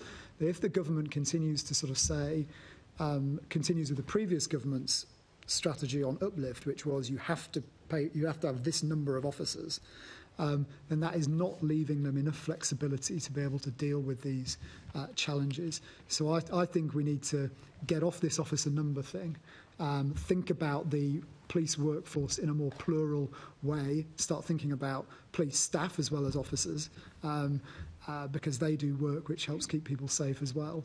You don't need to have a warrant card to be doing useful work within policing, far from it. And also to think about technology and estate as much as we're thinking about officer numbers. I think there is a connection between a local presence and feelings of security and the policing of a community. So if the police officers or police staff or PCSOs are based some distance away from that community, I think there is some evidence to say that actually you get a lesser service. So whilst dusty old police stations that were with front counters that were barely visited and everything, people get very upset about keeping them in their community. It's not so much that, it's the fact that there's a local resource that knows the local community working there. And I think the danger perhaps for the Met is it becomes led by its available estate rather than its choice of deployment strategy. And if you want to have a local neighbourhood-based policing style, you need to have bases, places to work from. May not be your traditional conventional police station that you think of, but a base that is close to the community and can be policing that community. And I think, again, that will take some money or use of shared spaces or creative thinking. It doesn't require lots of big, new, shiny police stations. But I think the next moment there's a gap in the budget, another building closes, there's another gap and another distance added between the local police and the communities that they're trying to police. Thank you. I agree very much. I mean, there is that thing about the reassuring presence of the blue lamp. It doesn't necessarily mean that there needs to be a full custody suite and scores of officers behind it. But there we go. But thank you very much for your answers. It's appreciated. Thank you. Thank you, Chair. Thank you. I should say perhaps fly the flag for Croydon, as usual. We have a shared police and fire, well, it's a fire station that has police base in it in Purley, and it seems to have been there for a few years and seems to have been quite successful. Assembly Member Georgiou wanted to come in on this. Thank you, and I'm glad Assembly Member Roberts touched upon the estate strategy, because I think bringing it back to the purpose of the Budget Committee, looking at trust and confidence and recruitment, I think anecdotally, and purely is anecdotally, speaking to local officers in Enfield, where I'm from, part of the reasons for a lot of them leave altogether, which obviously impacts on recruitment, therefore requiring more. A lot of them go to Heathrow because in many respects, for transport, and you're set in one location, so that makes life slightly easier. But then also transferring to all other forces across the country, because they have an estate strategy where police officers are primarily based within their communities. Not always, but that's in large part of the reason. So I think a lot of feedback that we've had, I think Assembly members are probably concerned, when we moved to the BCU model, I know that caused some consternation, but the primary reason for moving to a BCU model was to reduce costs, of which there were a lot of savings attached to it. But I feel like because of the reduction in the estate presence of the police, so leaving aside how the public feel and moving to the logistics of it for the police, a lot of moving out of the force, because, so for example, in Enfield, we've got one base in Edmonton, which we share with Haringey, and they're having to travel 40 minutes, let's to say, to get to my part of, if they don't have a car, to cycle or to take the bus. So therefore, if we are looking to put bases back in the local communities, I know you can't put a number on it off the top of your heads, but do you not think that would be a significant cost pressure? By the way, I asked that, and I'm completely pro it. I'm pro putting more bases in. But, roughly the numbers, to one, bring them back to what you were saying, Rick, to up to habitable status, but then also expand the numbers that we currently have. I think I'd look at examples like Purley. There are other buildings around there that are in the public domain that could serve as a place to work from. Certainly I know that if you close a police station down and move to another base, so you have that completely disrupts commuting patterns, travelling time to work, the costs of travelling to work. So it can actually be the tipping point that causes somebody to decide to leave. So it has also, and then you become part of a larger impersonal team. You're travelling longer distances. Your connection with that community, where are you going? You're getting the A to Z out. You're relying on the sat nav it was the A to Z in my day. You're relying on the sat nav or whatever to guide you to somewhere where you've never been before. That starts to cause a lot of that brings cost. Failure, demand, extra work from handovers. So you might be able to make a cash saving by disposing of a building and producing some sort of larger team with less supervision. But then you suddenly find you've got busier and you haven't got enough people and you need extra resources and your petrol costs go up. And so those are the sort of in the round decisions I think that are very, very difficult to see at the start, particularly when you're driven by that. We've got to make some bottom line savings on the budget this year. In terms of, I think you could be creative with spaces. I think there's opportunities to do that, and it doesn't require this. It's a place to park a vehicle and change your kit. Okay. Oh, sorry. Thank you, Chair. Thanks. Thank you. We have about 10 minutes left, so we'll be finishing off the session, I think, with Assembly Member Desai. Thank you, Chair. Two questions, but can I just say that I share the reservations about the BCU model. And if you look at Barking, Dagenham and Redbridge, three boroughs, in fact, you could say within each borough there are different sort of policing issues.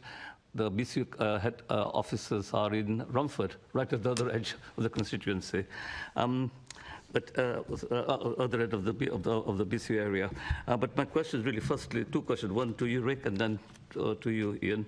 Rick, so I understand that during the last budget setting process, 2,500 officers were identified who were filling staff roles and could be returned to the front line, provided civilian replacements were recruited.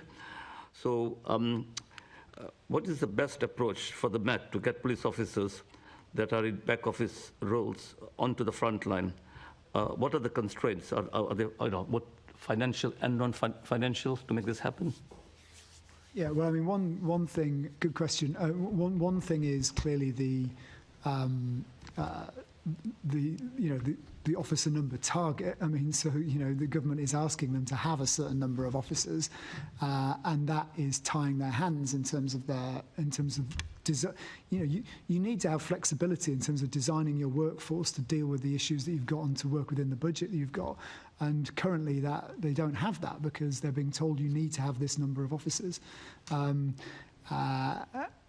I think, so the first thing is it would be a good policy change if the government dropped that overall officer number target and gave them more flexibility around their workforce, because ultimately what you want is, it makes no sense at all to be paying police officers to be doing work that could be done by somebody else who may be more skilled to do it, might also, depending on the seniority of the officers and so on, be more,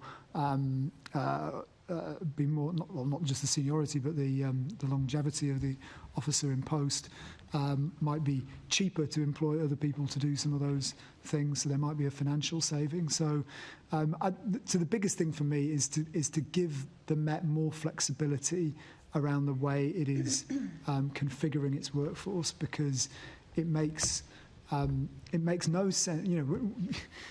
When the government is saying we want all these new police officers, and it was the previous government's commitment being carried on by this government, if what the public are thinking is, there'll be more officers out there, visible on the street in local communities, but because they've had to make savings on the staff side, increasingly, and this is not just happening in the Met, it's happening across the country, those officers are being deployed into back office roles because, by the way, those roles are necessary and essential for the organisation to operate.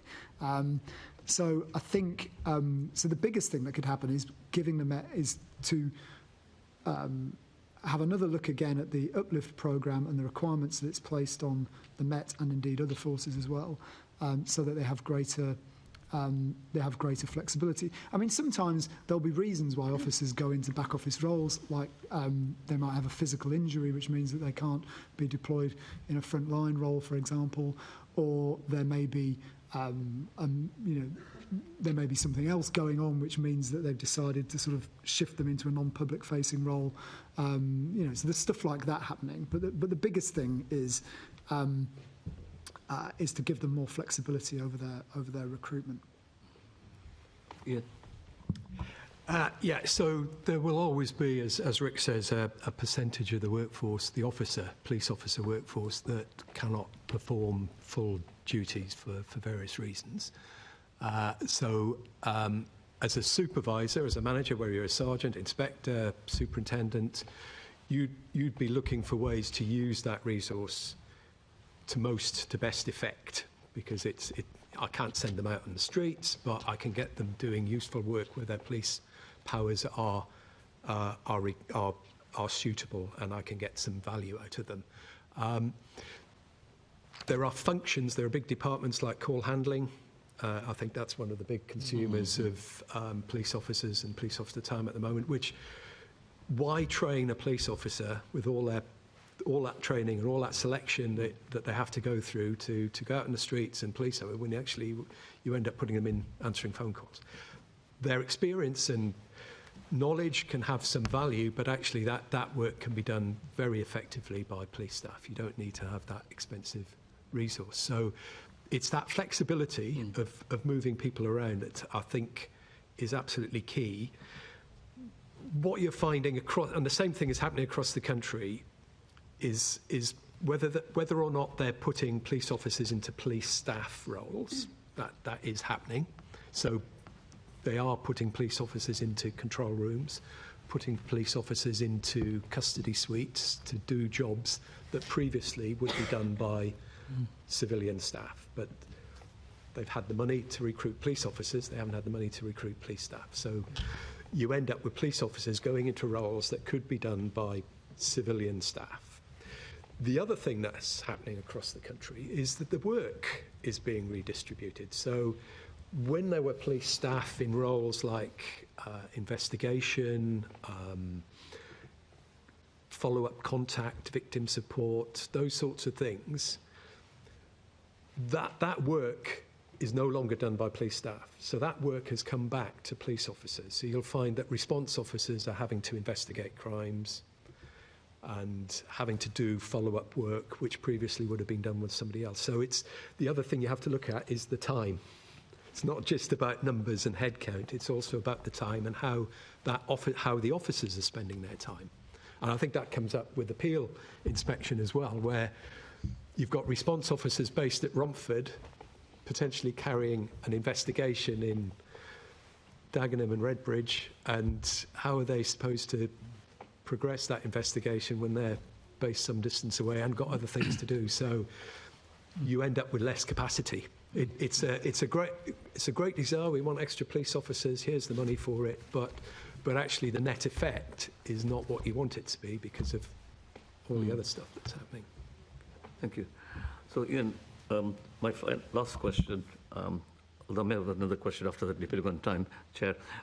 Is the Met's reliance on overtime a cause for concern? I'm less bothered. I'm not that bothered about it. The overtime is there because the headcount, the payroll, is probably being underspent. It becomes an issue when... So you pay the bills. If you've got a gap in the payroll because there's some vacancies, you've got some cash, haven't you, spare, that you're not paying on wages. Well, that pays some of the overtime bill. So you have to add all these things up and take them all away at the end of the year. And is my pay bill on track? And it could be overspent. It could be actually, well, I'm not paying out wages for officers that I'm not employing, but I'm using some of that overtime. Overtime can be quite a flexible tool. It allows you to create some extra capacity without having to employ a full new resource. So it's a very flexible tool. Has to be used carefully. If you use too much of it, it's got all sorts of well-being and welfare issues with staff having to work long hours. And coming back to Assemblymember Giorgio's point, a lot of the advantages of overtime are the extra wages, and a lot of people will be reliant on that overtime to pay the bills. So I wouldn't say it's necessarily a bad thing. It just needs to be monitored and used carefully and understood in a broader context of what's going on. Rick, have you got anything to add to that? No, just to say that, I think, as Ian said, it's a reflection of the fact that partly a reflection of the fact that they've got this recruitment challenge at the moment that they're having to use overtime to do the work. And there may be something to do with, as you were alluding to earlier in terms of process, there's been a particularly intensive period where, holidays have had to be cancelled and rest days have had to be cancelled and overtime used and so on to deal with the fact that they're just completely outside of the Met's control. There's been a lot of protest in central London. And if that changes will depend on external events, and there's only so much that the Met can do about that. So in the 3 minutes that we've got left, through you, Chair, my final question to finish on the point of recruitment. I'm surprised that neither of you mentioned the issue of adverse publicity. Now, there are other police forces that have had bad publicity, but I think the Met stands out for various reasons. Do you think that that's had an impact, the bad press, particularly the last couple of years, in terms of people joining? I've got anecdotal evidence speaking to people out there. Why should we bother going through this when all the time we get mud thrown at us, etc., etc.? Yeah, no, I think my instinct is it probably has had an impact. It wouldn't explain why the Met has more of a problem than other forces. So other forces have been better able to meet their recruitment targets than the Met has. And I suspect, and okay, you could say these were scandals in the Met which have damaged the reputation of the Met. My sense is that they generally damage the reputation of policing generally, because I don't think the public tend to distinguish that much between the Met and the police. I think so. I think it requires a bit more study actually to. The fact is, traditionally, the police have never had that much of a problem recruiting people, right? You know, so traditionally, if you look at, I mean, not for a very long time. I mean, if you go back way back, then yes, but since the 80s, there's always been quite a lot of people who wanted to join the police. A bigger question as to whether they were, whether you want to change the diversity of that workforce or or the skills of that workforce is a different question. In other words, are you recruiting the people that you think you need for the things you need to do? But I think that it requires some study. I think that. Anecdotally, I think there's some. I mean, I've spoken to people who joined the police 2 or 3 years ago who have told me that they would not have done so. Post the murder of Sarah Everard and all of the things that came out following that. So I only have anecdotal evidence, but I think it's something that requires some detailed study. And there is some evidence in the Ipsos Mori data that Generation Z have a much lower opinion of the police than any of the previous generations. And it's not just an age thing. So my generation, so the millennial generation at age 24 had a better opinion of the police than the Generation Z does at the age of 24. That is a really big worrying thing for policing in this country because those young people may continue for the rest of their lives having a poor opinion of the police, and it's a big question. Why has that happened? What is going on out there, which means that people, that particularly that younger generation, do not have trust and confidence in the police to the same levels as their predecessor generations. So I think that's something that policing needs to be very, very concerned about, I think. Okay. Thank you very much. Thank you, Assemblymember Desai. So if I could thank our third panel for your answers, for attending today and for your answers to our questions, the interesting discussions. Thank you very much. And Assembly members for their excellent questions. Thank you as well. We have a few more items of business to deal with, which will take us a couple of minutes, but you're welcome to go and free to continue your lives elsewhere. Thank you very much, though, for joining us this morning. So can I ask the committee to note the report and discussion? And can we also delegate authority to me as chairman in association with party group lead members to agree any output arising from this meeting? Thank you. And rattling through item 6, can I ask the committee to note the quarterly monitoring reports? Noted. Item 7, can I ask the committee to note the Mayor's decision list for the period 5th of July 2024 to the 26th of December 2024 and decide whether to highlight any issues for detailed consideration? Noted. Well done. Item 8, can I ask the committee to note the report? Can item 9, can we note the committee's work programme and meeting dates? On which topic, item 10, the next meeting of the committee will be held on the 19th of November 2024 at 10 a.m. here in the chamber in City Hall. I have no urgent business today, so that concludes today's meeting. Thank you, everyone. Thank you, Mr. Chairman.